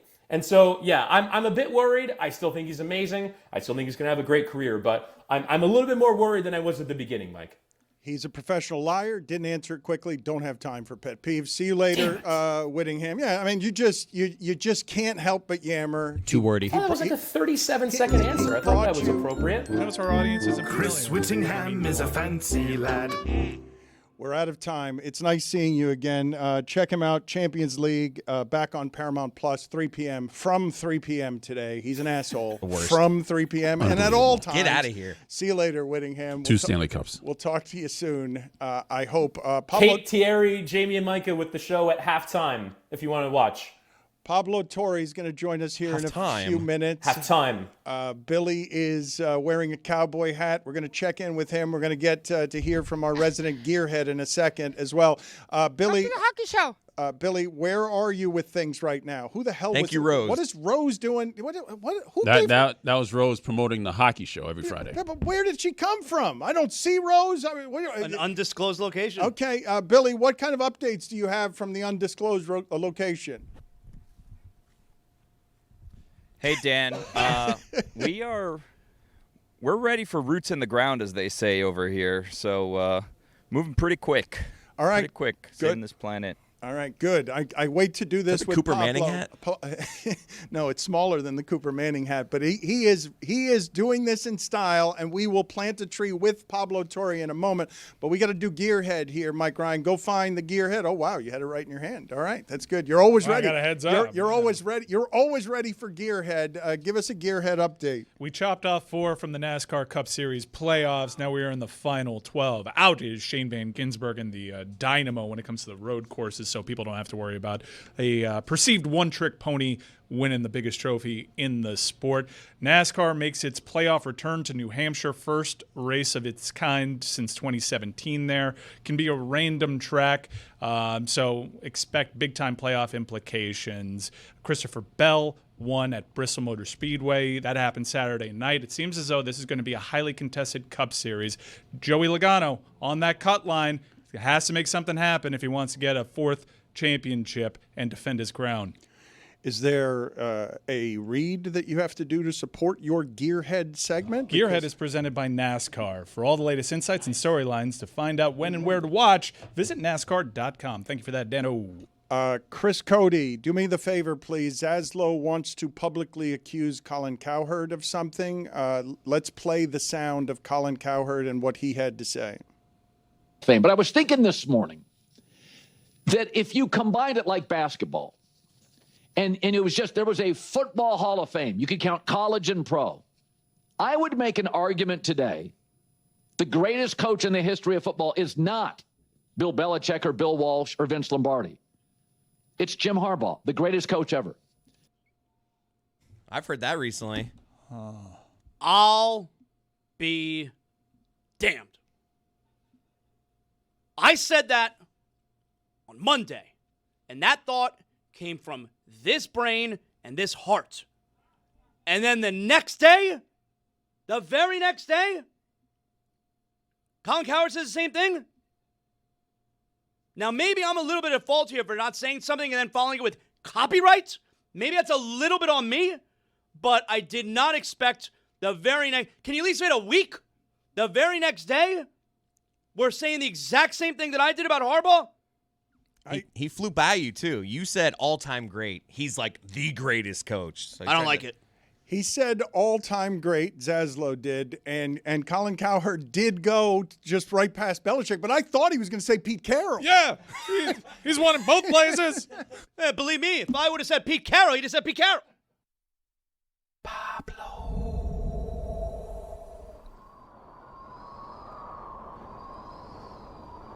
He dropped another Pablo at 5 o'clock this morning. We'll get some of the details in a moment. One of my favorite moments at ESPN, I'm going to have to make a top 5 list at some point of my favorite moments at ESPN, but one of my favorites was Pablo Torre dressed as an orca listening to Jesse Ventura as he talked conspiracy theories. And now Pablo has joined us, which I believe is one of the laziest costumes I've ever seen. He's supposed to be a mummy to pay for his punishment of losing last week, and all he's done is wrap himself in toilet paper. Like, this is I see the mummy in it. That's the punishment. I like it. I mean, okay, but Got he didn't. another way to wrap yourself up? How else is this supposed to be The whole body. improved? The whole body. It's supposed if you're going to be a mummy, it's supposed to be the whole body. Theater of the mind, Dano. And it's supposed to be, a wrap that's not toilet paper. It's supposed to be like ace bandages. You got 2 bucket punishments today, Dan. Be grateful. When you were a kid and you wrapped yourself like a mummy, we always used toilet paper. Historically so. Thank you, Zaz. So Pablo, Print media, Dan. I thought you were a fan of print media. he dropped another Pablo at 5 a.m. He is now at this point harassing the Clippers PR department at 2 o'clock in the morning. They cannot sleep because of what they have to wait for him to drop. So what I feel bad. Can I just say, I feel bad for the Clippers PR department. Leave it there. Yes, go ahead. Yes, go ahead. I feel bad for the Clippers. If I can apologize to the Clippers communications department, we send them detailed questions. You can clear your face. We send them detailed questions the night before. They're the first ones to know what we're reporting. And it's just not an easy job. I mean that very sincerely, actually. It's just like not an easy job they have. I don't think they have all the information. And they are out here trying to do their best. And it's just, I feel genuinely bad as someone who interacts with PR people. Yo, can you come up with a new strategy for that toilet paper? You keep doing the same thing and it keeps falling so right now in front of your face. Now it's too much toilet paper. I Not don't know, enough toilet paper. Now it's too much toilet paper. Do something different. He's right. You keep just like moving it up, it falls down. I got a bunch of questions, okay? Is one of them, is it 2-ply? This is the, I don't know if there's half ply, but this feels like what that is. This is it's cheap the toilet paper on cheapest. top of that. It's not, that is toilet paper that does not look like it would be comfortable to use. There you go. No, we're good now. We're good now. Let's talk about what it is that you reported this morning. But before we do that, let's check in with Billy Gill, who is presently doing something that Kawhi Leonard allegedly, reportedly never did. He is planting a tree in order to save the earth. He is using both hands. Can we get a microphone out to him so that Billy can give us an update? Look, this seems like it's almost complete, Billy. Yeah, roots in the ground, Dan, as they say in the planning community. We're pretty good here. I just got to kind of fill this in, and then I got to attach the Velcro straps to make sure this thing grows straight. But this little guy here is going to live a long, healthy life, I think. Hey, Pablo, it's Billy. That's a cool hat, Billy. It's a cool hat. Thank you. It's a Wrangler. Rose's grandfather gave her $100, and she spent it on a cowboy hat, and she brought it for me to wear today.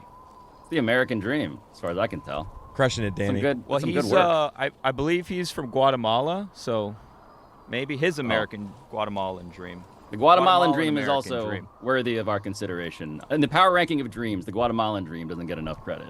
Pablo and I'd like to Zazzlo- clear this up. Excuse me, just a moment. I'd like to, for the record, say I am not saying Guatemalan dreams are lesser than American dreams. Pretty as sure Pablo that's what is I heard. implying by That's his what comments. I heard. How about you zip it up, since you just said an idea came from your heart, which is impossible. You don't know what's possible or not possible inside this body. This soda drinker's body. Pablo, what did you report this morning? I got Roy to be the lawyer in a courtroom reenactment of an exclusively obtained deposition transcript in which Joe Sandberg, the man who has pled guilty to wire fraud in the aspiration case, the man who has allegedly defrauded Steve Ballmer, was asked questions about Steve Ballmer. We had you, Dan, play Joe Sandberg. We had Roy play the lawyer for Joe Sandberg. And I don't think that's the biggest story in our story. It's just my favorite part, that Roy is in the episode. Well, how about the biggest? How about the biggest part of the story for people who are not quite interested in Roy's acting role in this particular episode? Don't look at me. Roy crushed it. Yeah, there it is. Steve Ballmer invested $118 million in 18 months into aspiration. Him alongside the Clippers, alongside Team Ballmer, let's just call it. Dennis Wong, previously established co-owner of the Clippers. Steve Ballmer's college roommate, the CFO of the Clippers. We have documentation from him in which it is clear that he signed off on the purchase pre-purchase of $21 million in carbon credits, as Mark Cuban had hypothesized, actually. A lot of this episode is admittedly about what Mark Cuban said would have happened if Steve Ballmer was absolutely guilty of cap circumvention. And then I just spent my life proving that actually he did the things that Mark Cuban hypothesized. So yeah, a lot of carbon credit purchases 2 weeks before, in fact, they were due yet another Kawhi Leonard payment. So, just a lot of that. Zaz, why are you and Chris Cody laughing right now? I don't know. I'm a little embarrassed right now. I mean, am I the only idiot that doesn't know what a carbon credit is? You're watching it in the bottom right corner of your screen. Billy is creating a carbon credit. A carbon credit. That's a great question. So it's meaningless. People, well, allegedly, a carbon credit, like everything in the world, I mean, trees, you, me, like we have carbon in us. Our activities emit carbon. And so what you do is you create something, you plant a tree whose very existence, of course, as a recycler of air can actually take carbon out, right? That's what trees do. They put out oxygen, they take in carbon. And so a carbon credit is literally the planting of a tree, would be the very 5-second messy summary of a, frankly, now increasingly scrutinized business that was at the core of aspiration in this episode and Steve Ballmer's alleged circumvention of the NBA salary cap. Am I going to have to fire the Reaper for coming in here without a mask? Like, am I going to have to discipline Peter them? the Mind Man. That was not on. Nothing was on there, screen. and also was wearing a mask. I don't think that the Reaper Was wearing a mask just can because you saw the appear Reaper's anywhere. hair. I saw who the Reaper Stop was. ruining everything. Not everyone Perhaps. knows Maybe who the Reaper is. take some ownership of what you just did. It wasn't on camera. We were trying to move the show along. Pablo, what would you tell people like Zazzlo and Billy who are alleging that the league's not going to do anything, that Silver's not going to actually punish the Clippers? Yeah, I'm going to say this in the current form that I currently exist in, which is probably a miscalculation by me, because I think this question hinges on whether the NBA takes this reporting seriously. And I mean that. This is a story that has, frankly, astounded me in terms of just the interest from people. If you were to think about just the stories that I've looked into, I didn't expect this one to be as big, and I don't think the NBA did either, frankly. And so I say all of that to say that the NBA is a wildly reactive organization. Keep in mind the salary cap, CBA circumvention, the rules are not real laws. They are things adjudicated by the commissioner. And so the question the commissioner is going to ask himself is, how small can I make this problem before it becomes a problem for us? And every episode, this is the 4th episode we've done, in an ongoing investigative series, just indicates that the scope of this is genuinely unprecedented in terms of how elaborate it is, in terms of the implications for what people should have known but did not act upon, allegedly. And so the question of how could the NBA escape this? Frankly, it depends upon how much people care about the story. Because the journalism, I just can't stress this enough, despite what I am currently doing with you at this moment. The journalism could not be more serious in terms of how real the paperwork is. Documentation is the story of investigative journalism, and we have the documentation. When you don't have the documentation in the absence of, for instance, the note that says, I circumvented the cap, signed Steve with a heart emoji, you got to go to human sources, primary sources. I've given now an seemingly ongoing parade also of that. People who went on tape, people who are now signed, the CFO of the company, former CFO, the chief legal officer, the CTO, they're now on the record disputing the idea that Andre Cherney, the co-founder of Joe Sandberg of Aspiration, what he said, which is that this was not a no-show deal, that this was something that he doesn't remember the salary cap being involved in. Those 3 guys have co-signed their reporting. So, I think it's just a matter of, are you a serious person? Are you a serious league? Even though you're being questioned by a person who is wrapped in half-ply toilet paper. I think Adam Silver has given off the impression, which is not, it's not just an impression, it's a fact, that he works for the owners, right? He works at the pleasure of the owners. And if Mark Cuban is defending Steve Ballmer the way he is, even with all the, evidence, the reporting in front of him, and he's not even an owner anymore. Like, what makes you believe that the other active owners don't feel the same way? Well, he's a 27, he corrected me on this when I first interviewed him. He's a 27% owner of the Mavs, Sass. He's a minority owner of the Mavs still. But you're right. The question was last week when Adam Silver goes in front of the Board of Governors in New York City at the St. Regis Hotel on Wednesday, with Tuesday committees happening before that, in which Steve Ballmer, by the way, is the chair of the audit committee. The chair of the audit committee of NBA owners is the man under this investigation. And so the question of like, how do the other owners feel? I can tell you, I've spoken to 4 who think that it's absurd that this is something that the NBA plans potentially on not punishing proportionate to the evidence. And it's about the evidence. It's not about me. It's about the evidence I have surfaced. And Dan, by the way, Dan added to the reporting on this in the episode in terms of an owner who said before that meeting and during that meeting, Steve Ballmer gave us the sob story. And I should be clear, the sob story can coexist with the scam story. I keep on saying this. 2 things can be true. You can be defrauded by the person you partnered with to deceive the NBA. That's why this is so cinematic. There is pain. There is suffering for Steve Ballmer. There's also the most unprecedented scheme, according to my reporting, in the history of salary cap during convention. Pablo, does there have to be punishment laid down on the Clippers and Steve Ballmer for all of this to make you feel like your reporting is validated? I don't think it's about, frankly, not to sound like a politician, I think it's about the audience. It's about the fan base. It's about the presumption that when you watch sports, fair play as codified in the rules they call cardinal rules, that those things are being enforced. Like Adam Silver in every statement he's given, and I've listened to all of them, talks about how he is a steward of integrity, not just brand integrity, but competitive integrity. I think the question I would have as somebody who cares about the sport, as a caretaker of the sport, is does this undermine the legitimacy of our game from a purely what does this look like to everyone who wants to care about it, invest money in it, compete in it, buy teams in it? And then, Zaz, you get all the other stuff, right? And the other stuff involves, by the way, yes, the economics of the league. So people may not realize this, but Capster Convention is really meaningful to these owners I've been speaking to, not simply because it is a rule that they are trying not to break in this way, that now, according to my reporting, Steve Ballmer has broken in this fantastical, over-the-top way. The thing they care about is also the valuations of teams. So the economics of an NBA team, it's really premised on how much do you spend, and therefore how much should this asset be valued. What Steve Ballmer, the richest owner in all of sports, one of the 10 richest people in the world, is proving that he's proving that he's spending so much more, again, $118 million in 18 months on aspiration, with the timeline corroborating the payments of this crazy Kawhi Leonard $48 million deal. That's where it becomes, wait a minute, so maybe these things aren't exactly the streamlined financial instruments that the NBA would otherwise like them to be. Billy, you have your hand raised. What would you like to ask Pablo? I have 2 questions. One, in terms of like the story, what was the other $70 million for? So if it was funneled for Kawhi's 48, what was the other 70 for?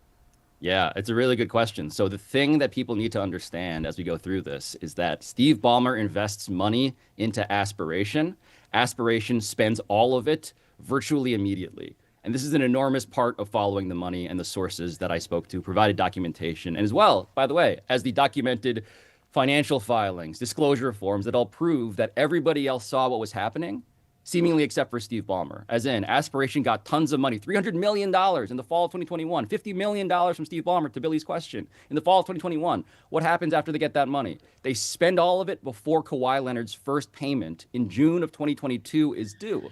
And so the cycle here is Steve Ballmer puts in money, Aspiration asks for more money right when Kawhi Leonard must be paid. And so when I speak to the alleged defrauding of Steve Ballmer, this is how it can coexist, is that he was kind of trapped according to the sequence of events and according to what the timeline might suggest in this relationship in which he knew he had to support a company that was guarding the most embarrassing secret that he had. And so they had leverage, according to the reporting, over him in that regard. Although, of course, the degree to which he knew and when he knew remains, frankly, a crucially important topic for my investigation and the government's. Billy, hand raised, second question. Yeah, Can you explain carbon credits to me? And are they similar to NFTs or crypto? Like, how does this work? Already asked and how that do question. I sell them? Yeah. Yeah. You just made a carbon credit, Billy. You just made it. Yeah, but what is it worth? Well, it's worth, so typically, right, what you just did, people in the open market of carbon credits, they pay 5 to 10 cents for that, what you just did. Aspiration. Take me 3 hours. I know. Aspiration was charging $1. Like, that's the margin of, like, the carbon credits business. But your point, by the way, like, what the CFTC is looking into, the federal agency that they regulate commodities, is whether a carbon credit is actually just a commodity, not unlike a stock. To your question, is like, what is this? An NFT? Is it a financial instrument? This is an active debate in government. Like, should we regulate these things like they are stocks? Because what they really are, according to all of the reporting I've done, they're a lot like widgets, right? They don't actually exist. It's the action of you planting that tree. This tree is real.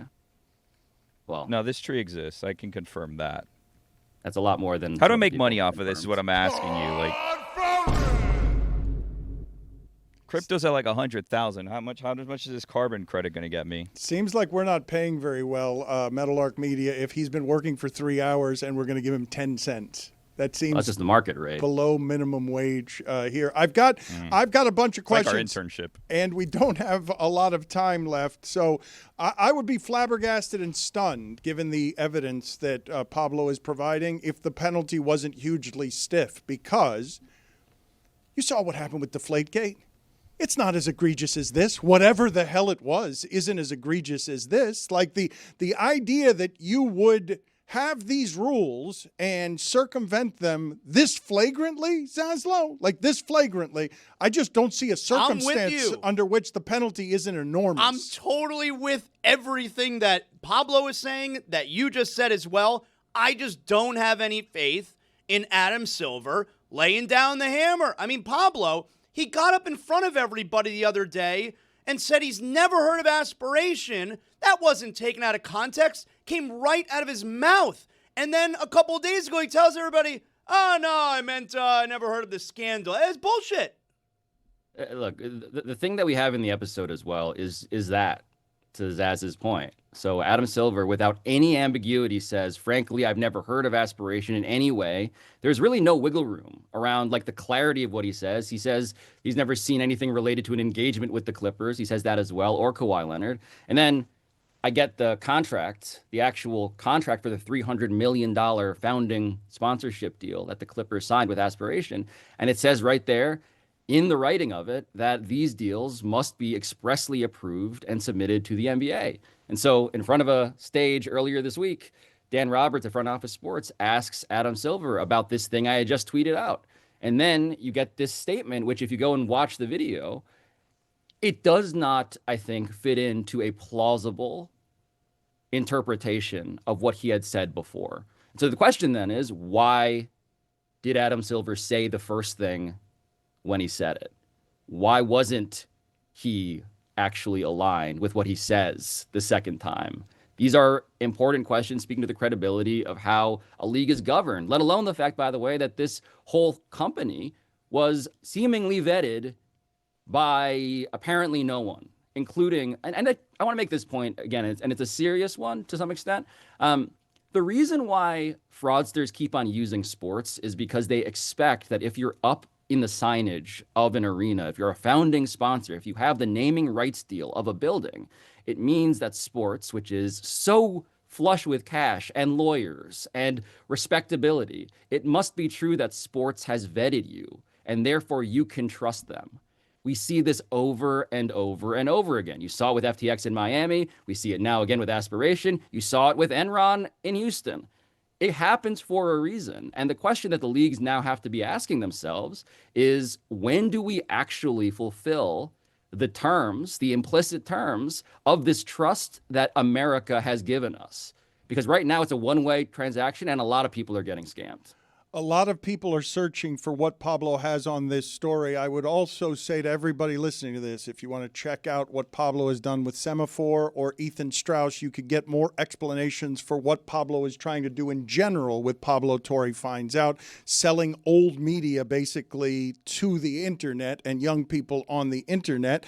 One of the funny things about this story is the idea of people who can buy everything but can't get what it is that they want.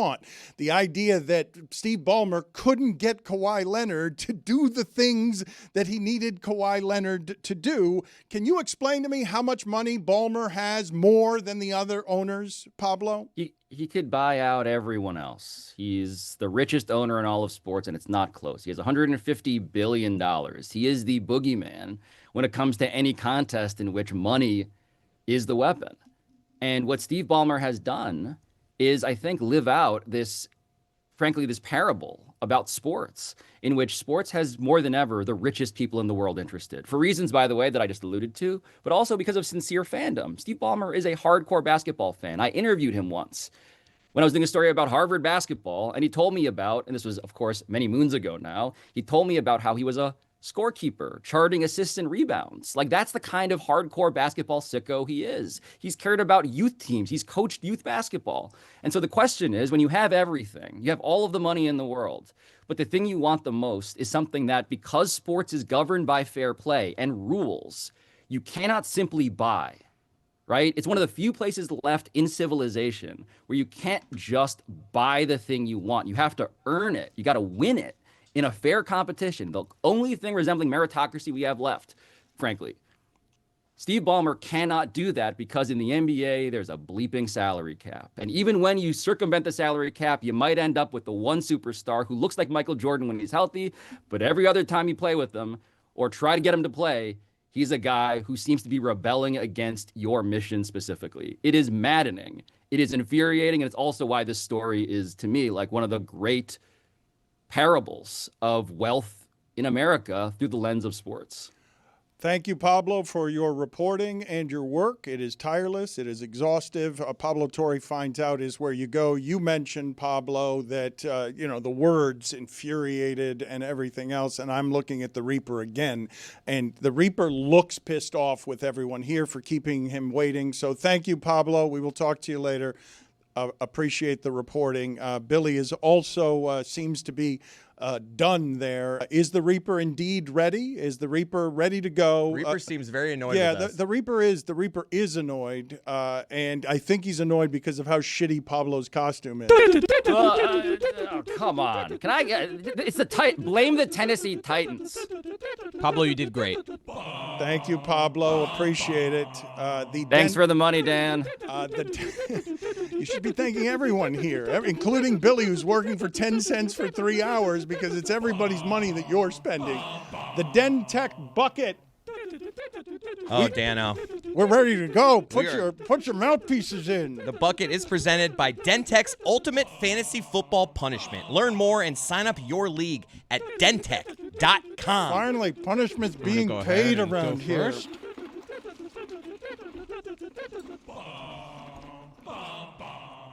I got the Baltimore Ravens. Monday Night Football against the Detroit Lions, sir. Jeremy. Oh, I'm so sorry. 4.5 point favorite.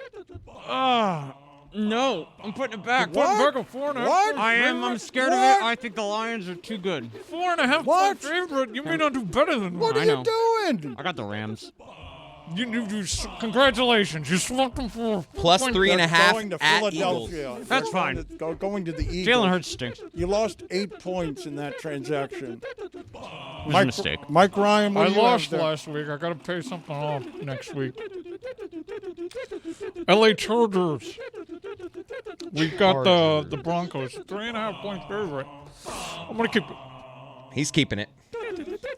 You're not going to do a lot better than a 3 or 4 point favorite. Maybe you can get Buffalo tonight, but the biggest spread other than Buffalo is 7.5 Green Bay at Cleveland. And also Seattle at home against New Orleans. Carolina. Ooh, I'm sorry, Roy. Not You're going to happening. put that back. Carolina's at home, 5.5 point dog against Atlanta. Oh, shit. I got Def and Fine Bucket. All right, that's good, but nobody's been paying fine. No, that's automatic no death. money. So just death for you. All right, good job. I hate this game. We'll get you some money. You lose at the bucket, but you get You can have $0. Billy's 10 cents.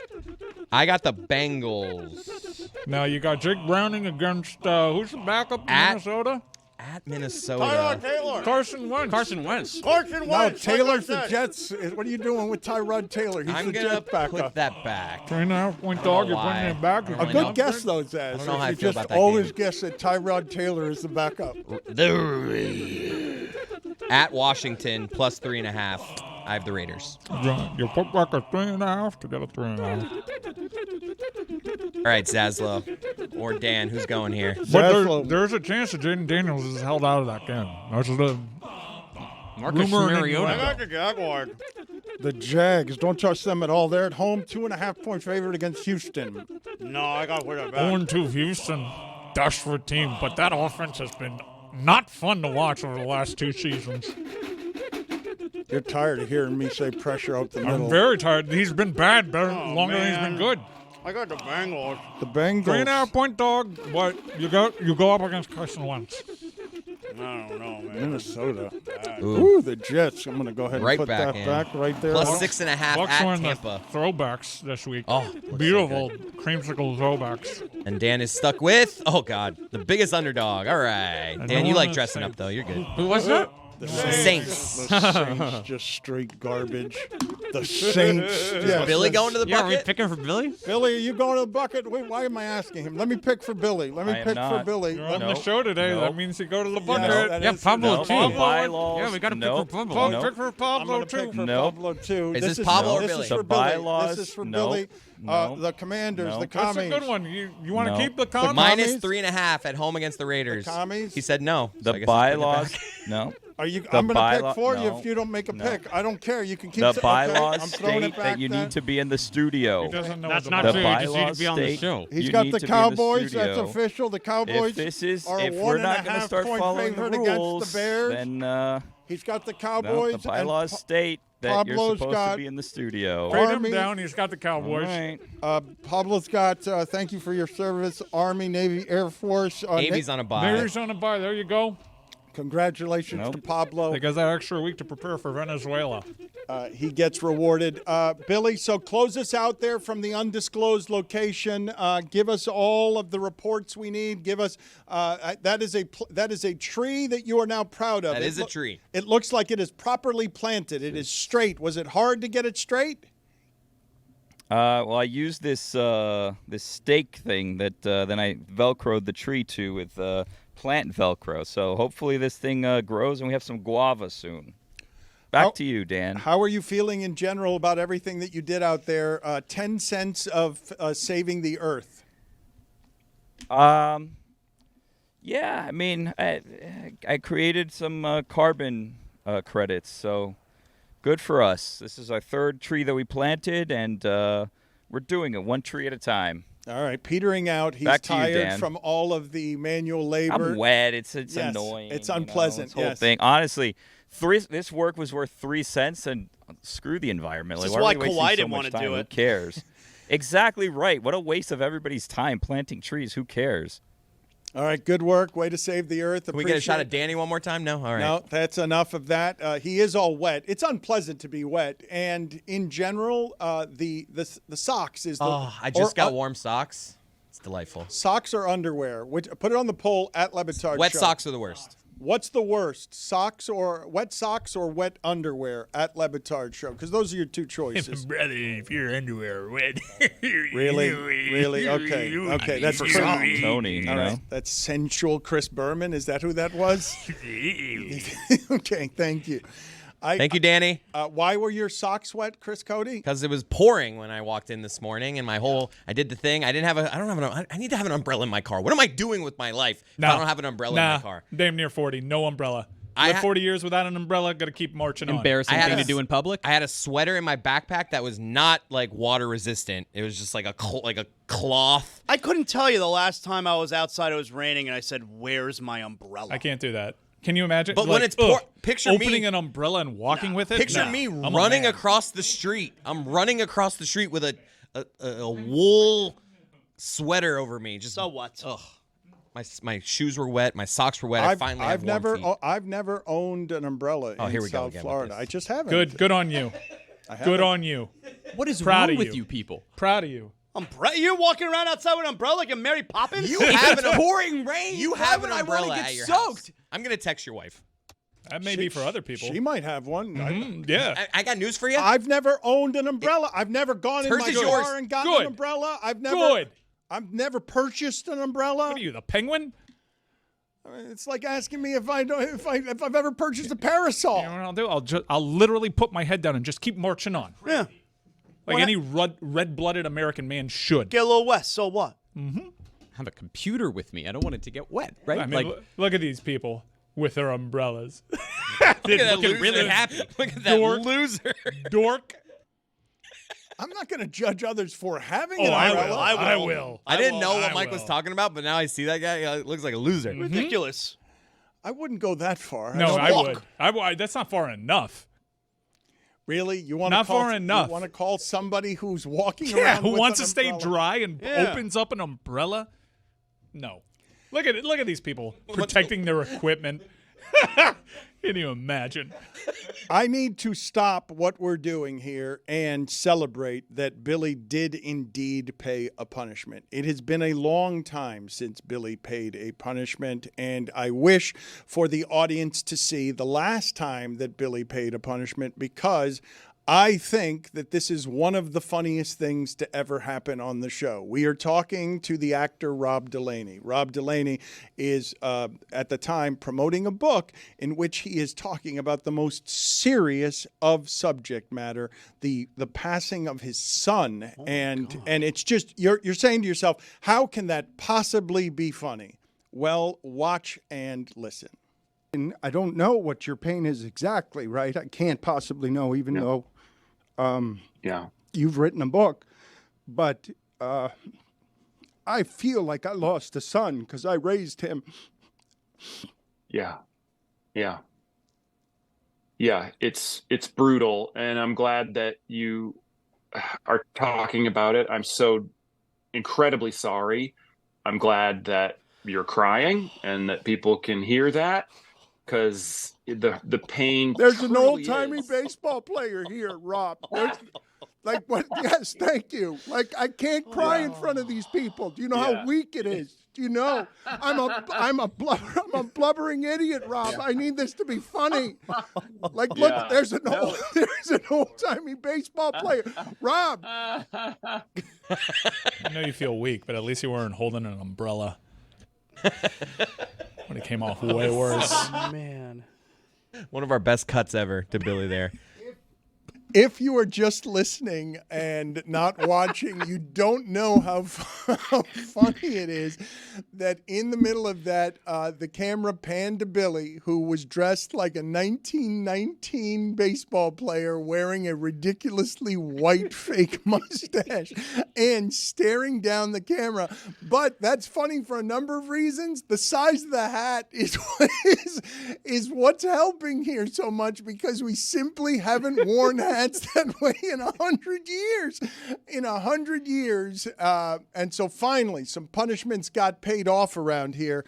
It's a time of great celebration. We finally, and now Pablo, you got to admit though, Pablo's mummy costume, he just went and got a roll of toilet paper. Like, we can't make that easy. That's what that is. In fact, that's what it was the last time we did one of those. Mm-hmm. How else should you mummify? You want ace bandages? What do you want? You want them to go to Stan Winston? I want full body. Look, we have to respect the costumes. Like, we have to respect that these are punishments. Don't you like for like 20 straight Halloweens, didn't you just put on a clown wig? You will not question my costume integrity in public or Show us in how it's private. done. Come in as a mummy. I have shown you how it's done. We'll see you as a mummy tomorrow then? It was a Rasa wig, which honestly doesn't scream ally Oh, anymore. how about this? I got one. If the Dolphins win tonight, we all show up as mummies.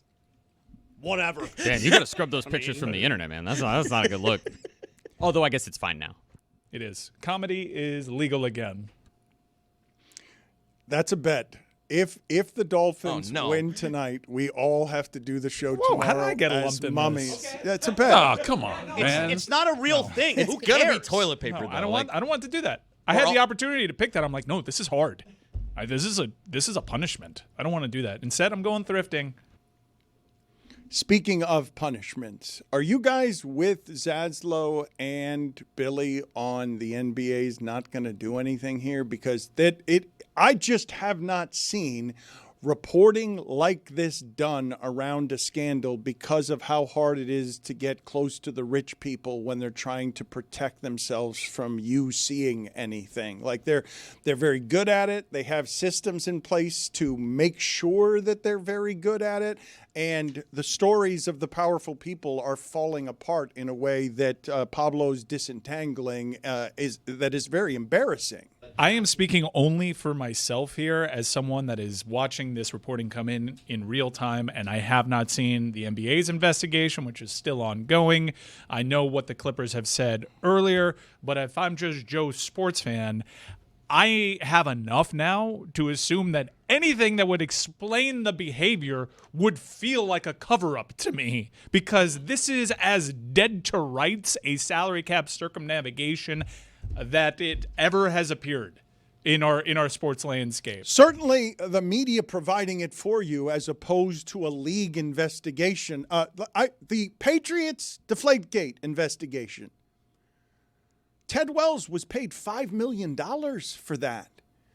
The state of the media right now, people can't afford to do that anymore, to spend that kind of money to do something like this. And Pablo's crew has done it cheap, but it is really exhaustive to spend 7 months doing anything, and the media is crippled in a way that makes it damn near impossible to even try something like this, never mind succeed and execute. This is the transparency that sports fans have always wanted with these investigations, where you just have to take a league's word for it, where the league with the Ted Wells investigation certainly had stuff to maintain. Their financial interests were certainly tied with the New England Patriots dynasty.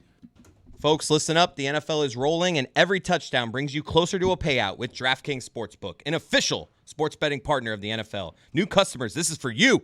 Download the DraftKings Sportsbook app. Use code DAN. That's code DAN to get $200 in bonus bets instantly when you place your first $5 bet. Plus $200 off NFL Sunday Ticket from YouTube and YouTube TV in partnership with DraftKings. The crown is yours. As if Pablo Torre's investigating and journalism wasn't crazy enough, the Clippers story is so crazy that the episode before the one that dropped at 5 a.m. this morning, he reported that China is stealing Yannick Sinner's brainwaves. He reported that, and no one noticed because of the Clippers stuff. To possibly train the soldiers of tomorrow. Think about that for a second. There's a... Which is great news if China ever declares war on Alcaraz. The stealing of brainwaves is not journalism that other people are doing. China stealing the number one tennis player in the world's brainwaves. Spain is well positioned here, I must say. And no one's noticing because it's just like cheating over here. Kawhi, the details on the Kawhi thing, the idea that you wouldn't get him to plant a tree, that you wouldn't get him to do Just take a photo, dude. Anything One at Instagram all. post. You're good. Right. Yeah, right. That photo would live forever. Can you imagine him standing next to a freshly planted tree? With a shovel in his hand. I'd buy that poster. That Steve Ballmer would pay and have all the money in the world and still not be able to get this person to play. They should have just kept Shai Gilgeous-Alexander. None of this would have happened. They might be champions. Zazzlo and Whoa. Dan, we have breaking football news. As we talked about earlier when Chris Whittingham was joining us, there was a lot of positive momentum for Leo Messi to extend with Inter Miami. Michelle Kaufman is now officially reporting for the Miami Herald that Leo Messi has agreed to a multi-year deal that she says in the article will be his final contract. Look at that. So Miami will get the punctuation on that right. I wonder what the money, I'd love to know what the dollars are with something like that, because you can't pay too much for it, right? Like it's something that you want as a part of your product to build a stadium near the airport so that you can have soccer down here in South Florida as opposed to in Broward, and you've got the best player in the world and the best player ever? Like, we can, if it's either him or Pele, right? Those are your choices. I mean, I never saw Pele, really. So the best player I've ever seen is Leo Messi, and he's done the things that people asked him to do to get to that level. That stadium's gonna be pretty awesome, right? It's gonna be pretty awesome. Terms are presently undisclosed. However, I believe through my own sourcing, Dan, that we have given him Opalaka. Is that all? Yeah, he has Opalaka. Just and Opalaka, huh? Parts of West Kendall, we're still negotiating with That's Baptist. not bad. I would assume that he would take all of Key West and just keep asking for stuff. Adapata? Well, presently in the hands of others. Oh, okay. But Middle Keys, had Saudi come to the table correct, maybe Isla Morada, Lower Matacumbi, perhaps Upper Matacumbi. With the arrogance only Zaz could display, he just blew a bunch of lunch breath in my face. Man! And said... He loves lunch. And just said, big surprise, Darren Waller ruled out tonight.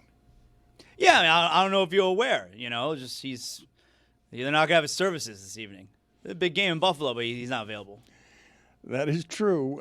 We're going to get to Pitch Clock. That's going to be before the end of the show. And Mina Kimes is going to join us as well. But we've got a Patrick Beverly and Trae Young beef to get to. Do you want to give any context here before we play some of the sound here?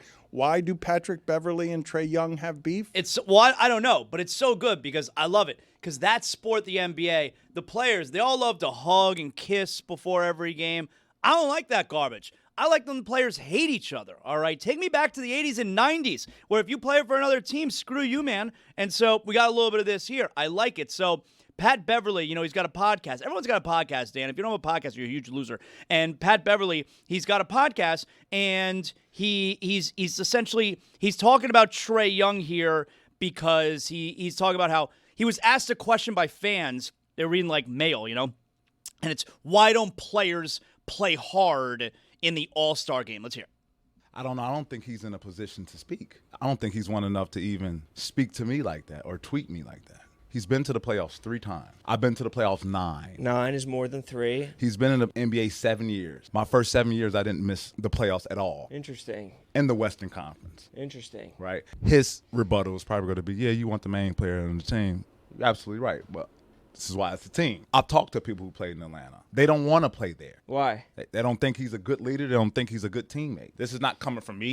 This is coming from Joe Blow over here. Trae, you can score all the points you want. You can make all the money you want.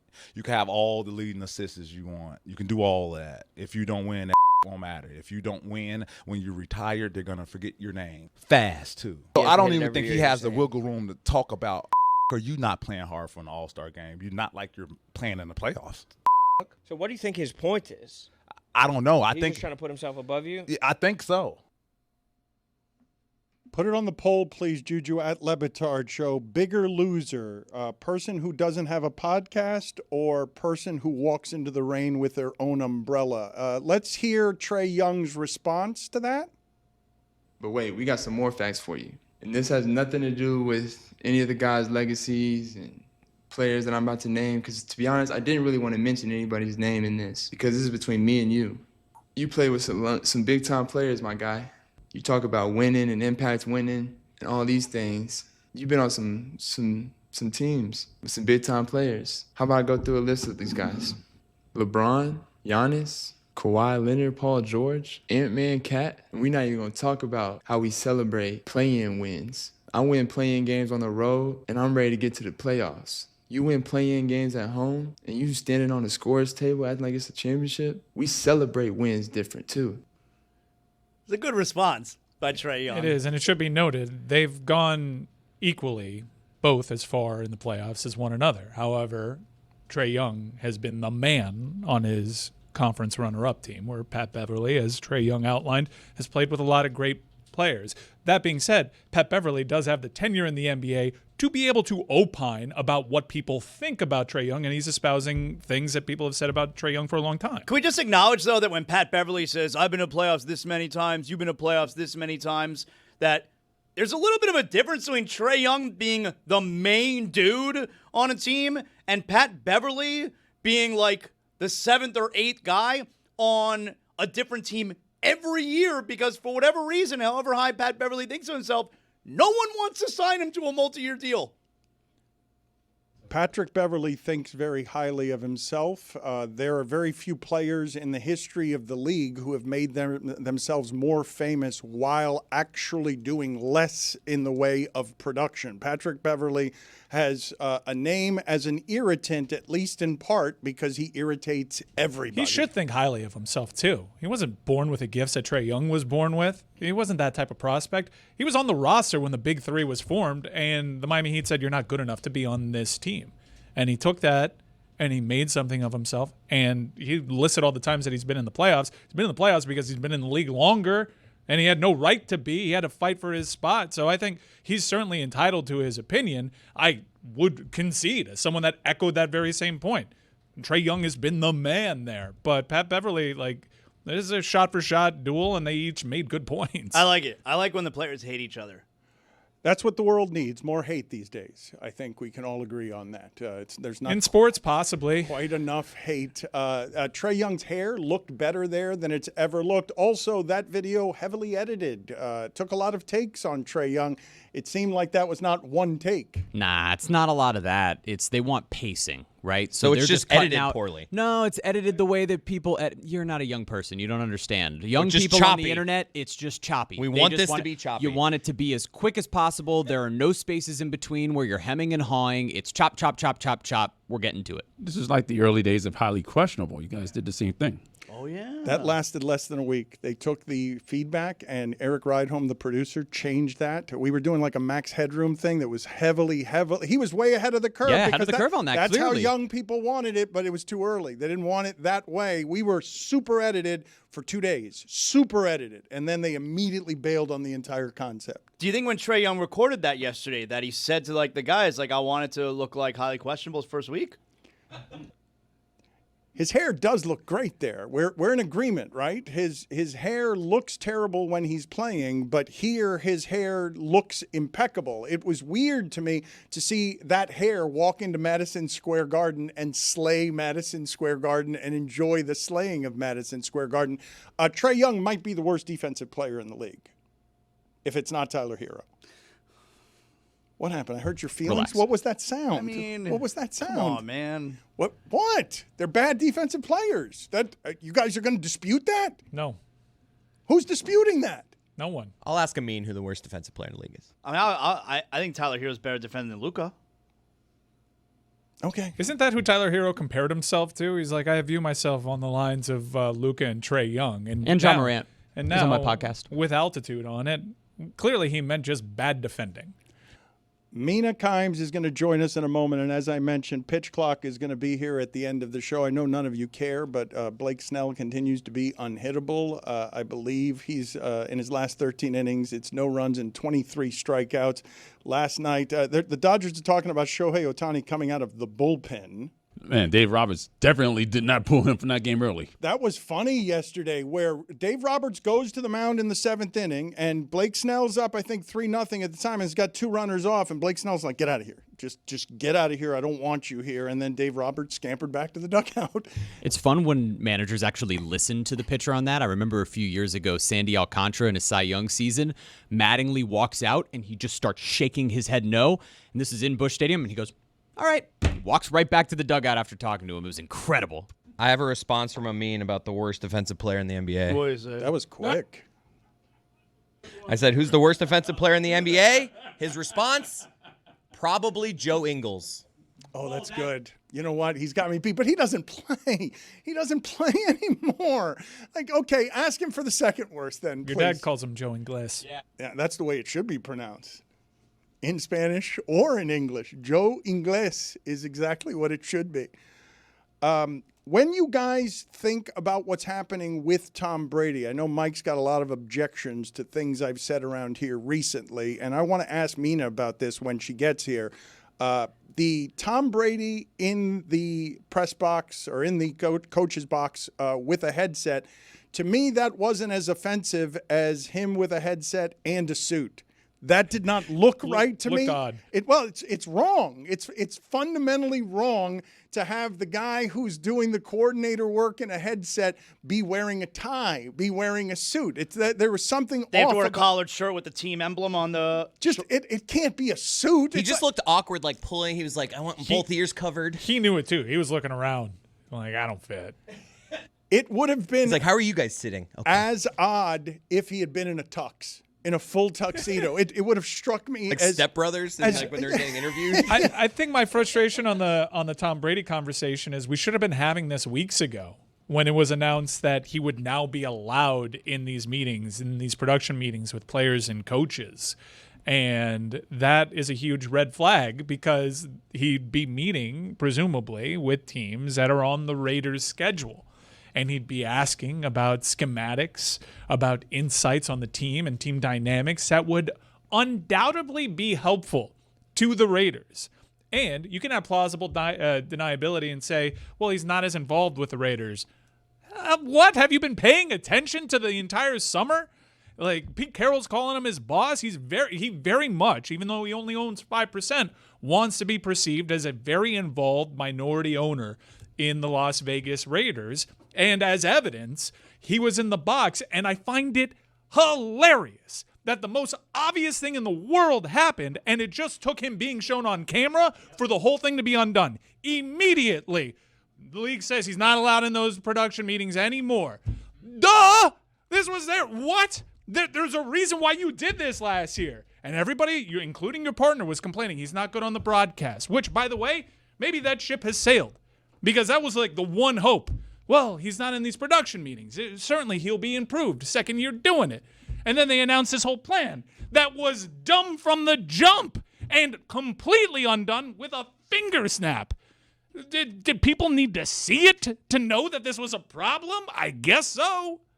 I got a response from Amin. What did you say? I wrote second worst, and he wrote, there's a lot of defenders that I don't know it lines up nice and neat as a clear number 2, so he gave me 3 names with question marks as his nominees for the second worst.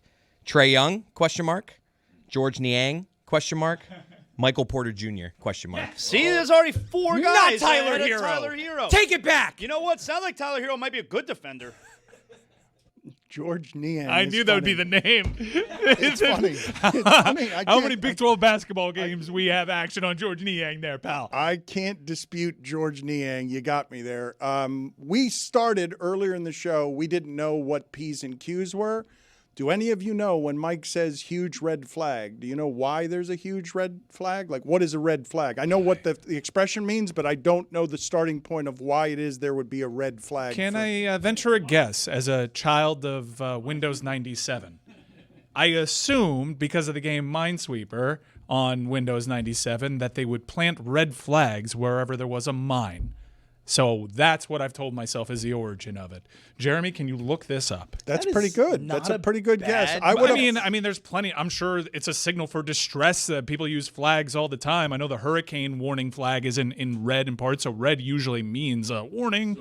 Those are 2 good nominees. I, for some reason, thought it was piratey. I thought that the red flag had something to do with pirate ships and warning on pirate ships. There are several different reasons. Like now, they'll sometimes put one at an outdoor shooting range, but seemingly originally, this is because a red flag is frequently flown by armed forces to warn the public of live fire exercises in progress. Okay.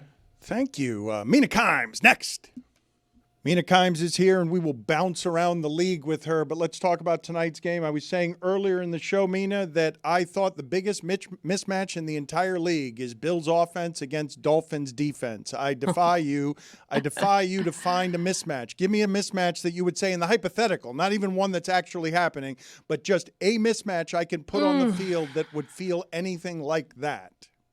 Maybe when the Ravens offense goes up against the Bengals defense, but early on, Dolphins defense looks worse. The thing about the Dolphins defense that's so dispiriting is we knew that the secondary was going to be bad, right? The pass rush was supposed to be good. They got everybody healthy. They got Chubb Robinson. They got Jalen Phillips. They got Bradley Chubb. And they're not getting pressure, and they're not able to compensate for what's going on in the back end. It could be very ugly tonight. What do you make of the fact that I don't have the numbers right in front of me, but I think over the last, I'm going to say 2 years that Patrick Mahomes has 3 320-yard games, and so does Jake Browning. I think that wide receivers matter. It would be my take.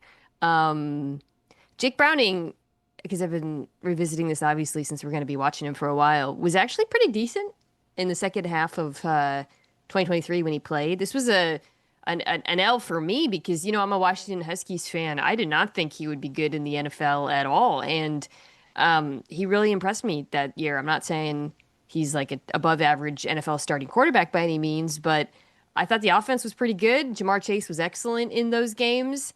And, Patrick Mahomes has been...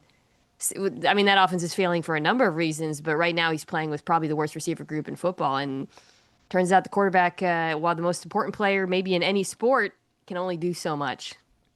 Joe Burrow plays a bit of a reckless style. He has been hit a lot more than Andrew Luck was hit during the time frame that made Andrew Luck retire. What do you make of Joe Burrow perpetually getting injured because of the way that he plays? It's sometimes hard to know how to assign blame when we talk about quarterback injuries, but I think your point about Burrow versus Luck is notable because I think with Luck, it was so obviously a route of circumstances, and I think with Burrow, it's a little bit more of a mixed picture. Obviously, the offensive line hasn't been good, and he compensates for it in a lot of ways, and when he throws the ball very quickly, this offense is great. But I would say earlier in his career in particular, he took way too many sacks, and some of them were on him. So when we look at like the number of hits he's taken over the years, he is not entirely blameless through some of that. But, he's not the biggest factor by any means. It's still the offensive line. Mina, what have you made of the discourse surrounding Mike McDaniel lately? I think it's weird. And I think there's like a personal tone to some of it that is a little bit I don't love, if I'm being honest. And I say that as someone who thinks, McDaniel is not above blame. I think the run game stalling out the way it did last year in particular, he deserves a lot of criticism for that. However, this is an offense that is limited because of personnel decisions and a defense that is just bad, mostly also because of personnel decisions.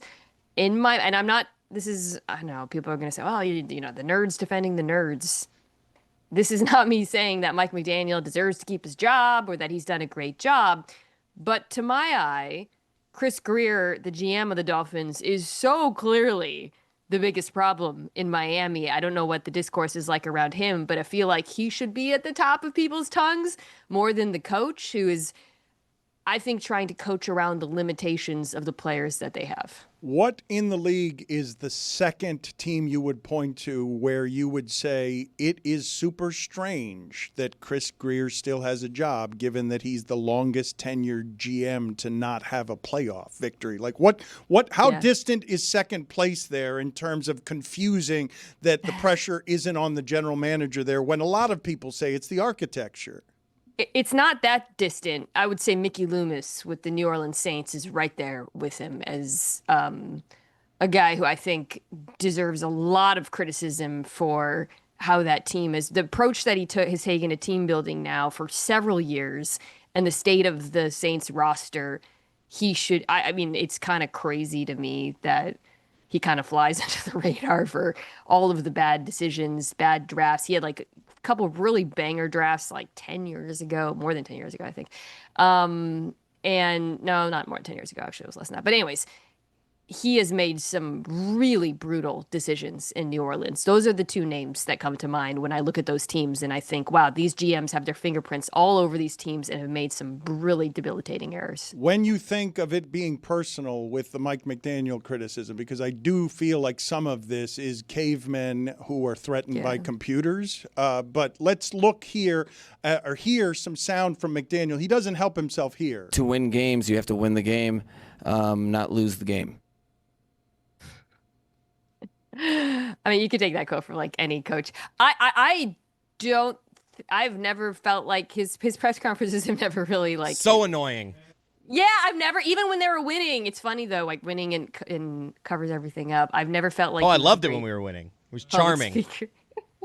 I think football culture does not like perceived outsiders, and when you don't look or sound like a traditional football person, the second that you fail, there are people who will turn on you quicker than they would if he was just X, and a former player who looks and sounds like a traditional head coach. But the other thing I would say is, it's not like he's an analytics guy. He is a former college player, and I think of an architect of a pretty interesting offense that's definitely run stale, but a lot of that has to do with the players as well. In any case, I actually think like the way he looks and sounds is inflecting a lot of this. Let's go ahead and speed Mina up so we can get to as much football as possible because we want a lot of football from her. What is more accurate? C.J. Stroud has regressed or C.J. Stroud suffers from pressure up the middle? C.J. Stroud suffers from pressure. That's not to say, though, he's blameless for some of that pressure. Look at how good she's gotten it fast. You guys have noticed? The tush push, bad for football, yes or no? Yes, even though I'm not saying that it should be banned, but it's not entertaining. How good is Baker Mayfield? Good. Not elite, but good. Name the quarterbacks in the league you trust more than Baker Mayfield on a drive late in the game. Sure, Josh Allen, Lamar Jackson, Patrick Mahomes, Justin Herbert, Jaden Daniels, Joe Burrow if he's healthy. Those are the mates. Matthew Stafford. Jalen Hurts. What do you do? Oh, Jalen Hurts late as well. You've got Jalen Hurts driving right down the field late. No front runner in him like Lamar Jackson where they can get far ahead, but I don't think of Lamar Jackson as he's going to do what Aaron Rodgers or Russell Wilson or what those guys, I don't think of him as Patrick Mahomes. Hating ass hater comments right now from Mina Kimes. Hating ass hater. Is that what I said? I mean, Jalen Hurts. When? Dare I say how? Well, he's had the two best games of his career in the most high-profile games possible, the Super Bowls. Yeah. What are you talking about? And he didn't have to come back in the final minute like Baker fucking Mayfield had to. Baker Mayfield is the best at this. Baker Mayfield's incredible. He becomes Steve Young in the final minutes. He also threw the ball on a 2-point conversion, which like nobody acknowledged was like an insane thing to do, but whatever. Worst offensive line in football. Oh, this is a tough competition right now. I'm going to go with Houston. Is that just a bad organization? Because it feels like C.J. Stroud has been in the league now for a couple seasons, and he's been more underwhelming than he's been awesome. He came out incredible, and the line was an issue last year, remains an issue, and I'm starting to look at the top of this organization. I feel like they're either wasting this young man or we were wrong about the young man. They traded their best offensive lineman. I know he had a bunch of penalties, but whatever. And then they signed 2 free agents from like 2 of the worst offensive lines by the end of the season. 2 of the worst guard free agents available. And then they started them, and we were supposed to think, okay, it'll just get better because they changed the offensive coordinator. Get out of here. I hate watching them. It's so unpleasant. It's very such a waste. team to watch. The defense is so good. It's such a waste. It drives me crazy. Atlanta Falcons, what are they? Frisky will compete for the NFC South, but I don't view them as a true contender in the NFC. Mina, what's been the biggest overreaction through the first couple weeks? I would say that the Chiefs are dead in the water. I don't think that's true at all. The offense is going to improve. Xavier Worthy is coming back. I wasn't impressed by what Xavier Worthy did last year as their deep threat, even though he's faster than everyone else on the field. He's going to come back, and what's going to change? But the second half of last season, they were like they figured out how to use him against man coverage, and they stopped using him as a deep threat. It was more like quick outs and motions. So that's going to help. The really big factor is Rashee Rice turning in week 7 because he is a true number 1 wide receiver. Impressions of Ben Johnson through 2 games. I mean, he's got to figure out that run game, man. I mean, it's awful. It's a bottom 3 run game right now. Another, by the way, personnel decision that didn't make any sense to me, sticking with DeAndre Swift. What is Caleb Williams? Work in progress. He is, let me revise that, far from the biggest reason why the Chicago Bears are getting their butts kicked right now. Is Aaron Rodgers closer to what he was in week 1 or what he was in week 2? Week 1 when he plays bad defenses, week 2 when he plays good defenses. What is Michael Penix? A quarterback who I'd like to see push the ball downfield more because he's got great arm talent, and thus far they've really been hampering that deep passing game. Did you just call the Jets a bad defense? Yeah, they're awful. What happened? It's been a multi-year thing, talent erosion, but right now it's busted coverages all over. This is the thing with Aaron Glenn that's confusing me so much. The defense should be so much better than they are. Will Tyreek Hill play for the Dolphins tonight and the Chiefs on Sunday? I don't think so. Who's a better coach in football? All ranks of football. Pete Carroll or Jim Harbaugh? Right now, it might be Jim Harbaugh, but I don't know if that's true over the course of their entire careers. What has Jim Harbaugh done that makes that Chargers secondary and defense so stifling? Hired Jesse Minter. That's it? I don't know. Yeah, dude, he's not coach of the defense.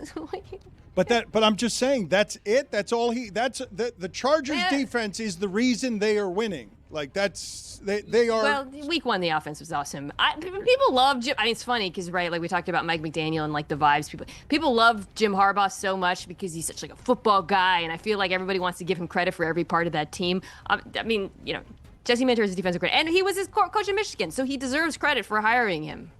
What are the Vikings? Team that's going to miss the playoffs. Do you believe in J.J. McCarthy? Not yet.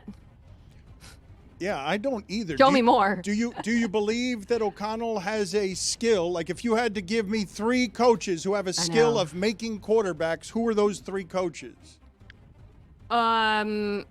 Shoot. I would say making quarterbacks. Kyle Shanahan, Sean McVay. Shane Steichen, apparently. Apparently Shane Steichen. Yeah, that's been a crazy story. But O'Connell, you got to see it now. When should we see Jackson Dart? Probably week 10. Who wins, Steelers or Patriots? I went Steelers in this one, but that's not because I'm high on the Steelers. What has surprised you most the first 2 weeks of the season? Freaking Daniel Jones. There's no other answer. It's Daniel Jones. And I've taken the L on this already. It's not that I think Daniel Jones is going to continue to play at the level that he has. I think that some of this is going to come down to earth, the play under pressure, the pushing the ball downfield. That's just not who he's been over the course of his career. But the accuracy underneath has enabled this offense to go, and they've got a bunch of incredible weapons. I mean, Tyler Warren has been absolutely a beast for them, and Shane Steichen's pretty damn good at his job. The second best running back in the league is blank. John Robinson. What is Drake May? Promising, played really well this week. It's going to be up and down. Ashton Genty looks small. Would you agree?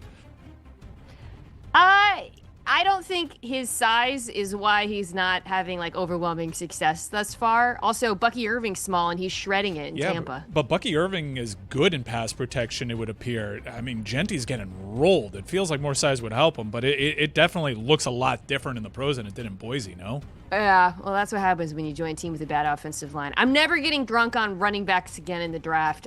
Watching the Chargers and the Raiders, I was just I knew this was going to be an up and down thing, and I knew offensive line mattered, and yeah, mad at myself. Should the league move the field goal post closer together, Mina? No. Kickers are too good. Are they? I love long field goals. Is that crazy? Is it wrong for me to be when Brandon Aubrey lined up, were you guys not entertained as football? Forget the strategy, as football fans. I was. Yeah. Where would I have to put the ball down for you to say Aubrey can't make it from there? Great question. I would say anything over 70 is when I'd start to get a little bit nervous. But anything in the 60s, I think that dude's banging it in. A little bit nervous. A little bit. Is he already the best kicker ever? He's gonna have to be longevity to hit that award, but like hitting from distance the way he has, I mean, he's gonna be in the conversation. What is Cam Ward? Exciting, putting some really fun throws on tape every week, playing behind terrible pass protection. That's got to improve for me to take this team seriously, but I've enjoyed watching his tape every week. You didn't have Jordan Love late in games when we asked you the Baker Mayfield question. That's true. I didn't think about him. I think that the offense is so good that I would bet on them, but individually, I think Love's a little bit inconsistent. The Packers. I like him, though, a lot. The Packers are the blank best team in the league.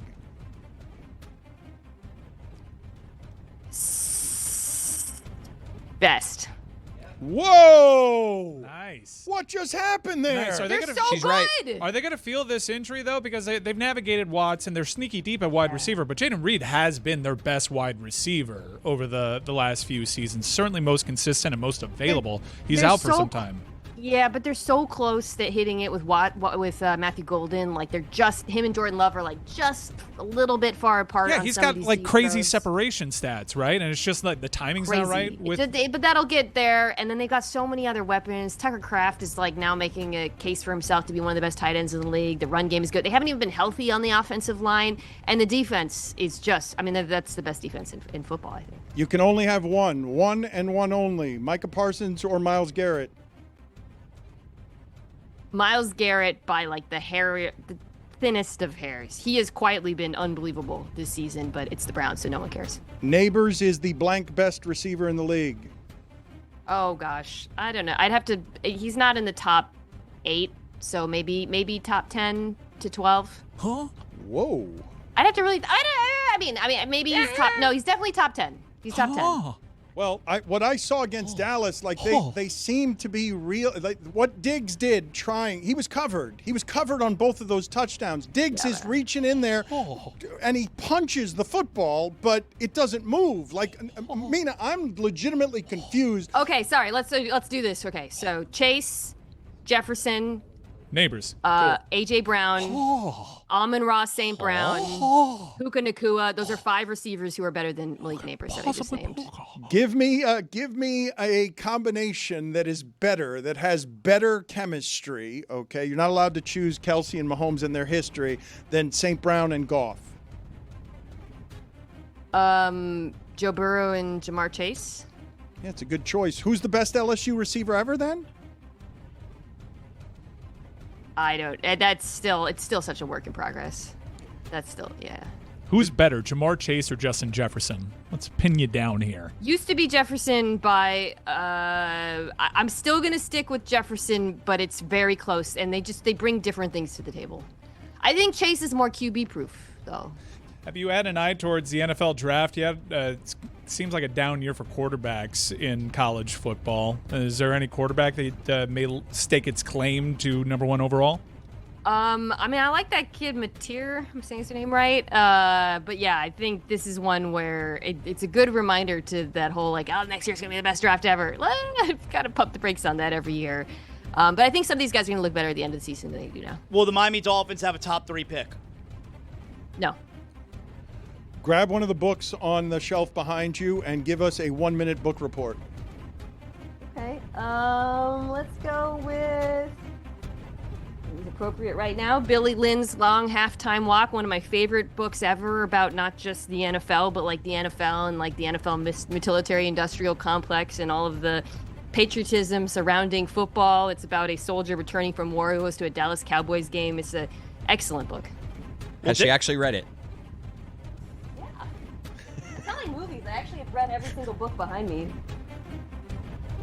Will Darren Waller This is play a great tonight? One too. Martyr. My friend wrote this. No pride of the line. What are you doing?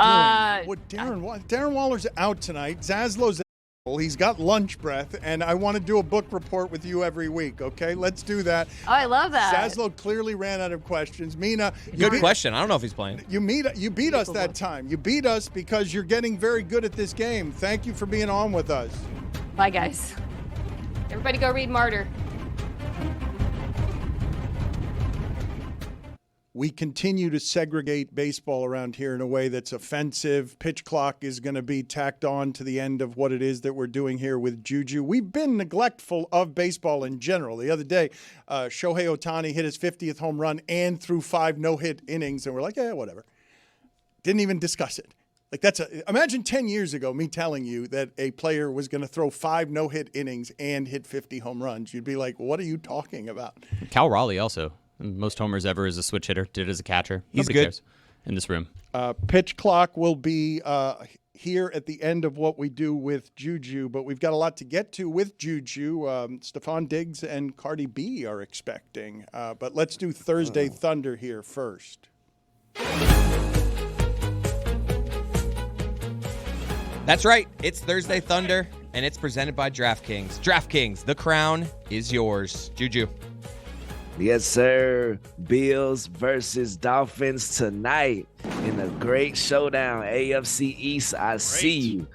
I'm starting off with my brother, Tyreek Hill, the cheetah. He is going to go over 63.5 yards tonight receiving. Tua going to get it together. Be patient with your Dolphins. I got more faith in your Dolphins than you guys got. Tua will pass that boy 63.5 yards tonight. Second leg, my brother Joshua Palmer of your Buffalo Bills. Over 2.5 catches tonight. That Dolphins defense, like y'all said, it has holes everywhere. And I think my brother will find at least 3 of them tonight. Last leg, Dalton Kincaid.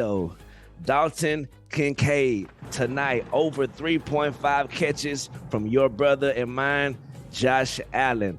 Lock it in. When was the last time you were this confident that the Bills were going to win a football game, Juju? I'm not. I'm actually not. My girl always tells me, I hate how afraid of the Dolphins you are. I look at the Dolphins every time like, man, they play us tough. I was in Buffalo with Chris Cody one time, and he had his shirt off. And the Dolphins had Skyler. And Skyler almost willed them boys to a win. So I don't see the Dolphins like y'all see them. If you out there and you got anything, some disposable income, toss it on the Dolphins because I'm not so sure, but that's neither here nor there. Okay, I'm surprised to hear you say that. I was also surprised that the Liberty lost last night. Were you? Oh, yes, the way they lost, too. They got that baby spanked last night. Phoenix, they was on the verge of elimination. In the WNBA, the first round is best out of 3. So that second home game or that second away game that you have, if you lost the first one, you're out of here if you don't make it back home. And Phoenix, they beat them girls down the entire game. Now, Breanna Stewart, she got a knee injury she's dealing with, but she was on the court. So if you out there, you got to do something. And so the important game 3, deciding game 3 will be tomorrow night in Phoenix. Juju and Trista are doing a hell of a job on DLS Hoops covering everything WNBA related and basketball related. What did you think about the Lynx rallying last night? Man, it's something about the Lynx. The Lynx have what the early days of Steph Curry and Klay Thompson had. They're down 20 points. It's the fourth quarter. Of course, they supposed to lose. Not so fast, my friend Lee Corso style. The Valkyrie were up the entire game. And then out of nowhere, the Lynx just turned it on and was like, you know what? What are we doing? Let's get out of here. We do not want to have to pay everybody to come to our arena. We got to pay concession stands. We got to pay the popcorn people. We ain't got time for all that. Let's get this done tonight. Salute to head coach of the year, Natalie Nakase, for a great season because inaugural seasons don't go like this. And they hats off to them for having a great season, but the Lynx, man, too strong. All right, Juju, we got some deciding game 3s tonight. You want to pick either of these road teams? I tell you one road team I'm not picking, and that's the Indiana Fever. I'm sacrilege tonight because the WNBA playoff scheduling, don't get me started. Terrible. The game 1s was on NFL Sunday. Terrible. Don't start your playoffs on NFL Sunday. And tonight, playoff game on Thursday. We can't help this one, but I'm choosing to go to the dream game tonight, and I'm going to watch my Bills first half on my phone. I'm choosing the dream, of course. But that second game, I don't know, man. If Gabby and Erica Wheeler and NECA can put together a better effort than they did that game one, Vegas might be in trouble. When's the last time that a sporting event of any kind knocked out a Bills game for you where you had to watch it? That's never happened before. So Never happened. So only the Atlanta Dream are something that has your allegiance a little more than the Buffalo Bills. They do not have my allegiance more than the Bills. We the same, but at the same time, it's an elimination game. Loser goes home, and I have to be there to make sure my sisters see me in the flesh. I'm like, oh yeah, okay, he's here. We got it. Yeah, you can only go to one, Dan. Okay, fair enough. I'm sorry, I didn't realize. Man, but Zazzlo's getting more and more confident, and I'm a little scared of. When you called him a rising star over and over, you're going to gain confidence. Yeah, but just like I've lost it. It's too much. We're going to get to the polls in a second, but did you want to send out some kind words to Cardi B and Stephon Diggs? Yeah, man, like salute to Stephon Diggs. I was wondering why his season wasn't shaping out to be as much as we thought it was going to be just yet. And this is a great reason, man. My boy is expecting. I'm sure it's going to be a healthy, beautiful baby between the two of them, man. That baby's going to be so much like, he's going to just be in line. He or she's going to be in line for whatever lifestyle they choose. So hats off. Always congratulations, new birth in this world. I'm not going to leave you on an island. I would also like to send my best wishes Here, to here. the happy couple. Warmest regards. Also, I don't think it's because of the pregnancy. I think it's because he's on the wrong side of 30 and is coming off a knee injury. There we are. That might have something to do with it as well. Pitch clock will be here in a second, but let's update some polls here first, Juju. Yes, sir. Before I update the polls, I also want to say my brother Roy, Rose, and Dwork have a new channel. The Hockey Show have a new channel. Tell them how to listen to it, Roy. Yes, we have a new channel on YouTube. It's at the Hockey Show. That was available? Yeah, that was available. Nice. That's unbelievable. I keep getting surprised with this title. Is it a thin line between journalism and snitching? 72% of the audience says yes, it is. Ridiculous. Do you know what P's and Q's are? 61% of the audience says no, they don't. I voted no. Did anyone like the movie Tenet? No. 70% of the audience says no, they did not. I mean, a lot of that audience is lying, ain't they? Dare you to tell me what that movie's about? Spelled the same way backwards. That's what the movie's about? Yeah, I Spoiler guess. alert. Yeah. You hold the poster upside down, it still says Tenet. What's that Well, called? P and Q are spelled the same way Is it- backwards. how's that You flip them, right? What's I the can't word handle for that? Is it palindrome? I believe it's onomatopoeia. Stupid? I believe it's It's not onomatopoeia. onomatopoeia. It is absolutely no, onomatopoeia is punt. No. It's a word that sounds like Onomatopoeia. what it is. Punt, punt. Onomatopoeia. Like Hannah. Do you know how to spell the word W? Favorite part. 55%, right? 55% of the audience says yes, they do. Damn. Look at the big No, name in the no, audience. that's it. Wait a minute. No, that's not true in any way. You don't know how to spell W? 55% of the audience are lying. That's such nonsense. Does Christopher Nolan know what Tenet was about? 83% of the audience says no, he does not. How does Christopher Nolan make a movie that nobody understands? In the last poll, should your hockey opinions be disqualified if you refer to the puck as the ball? 97% of the audience says yes, it should. And those are your polls. Thank you, Juju. Pitch clock next.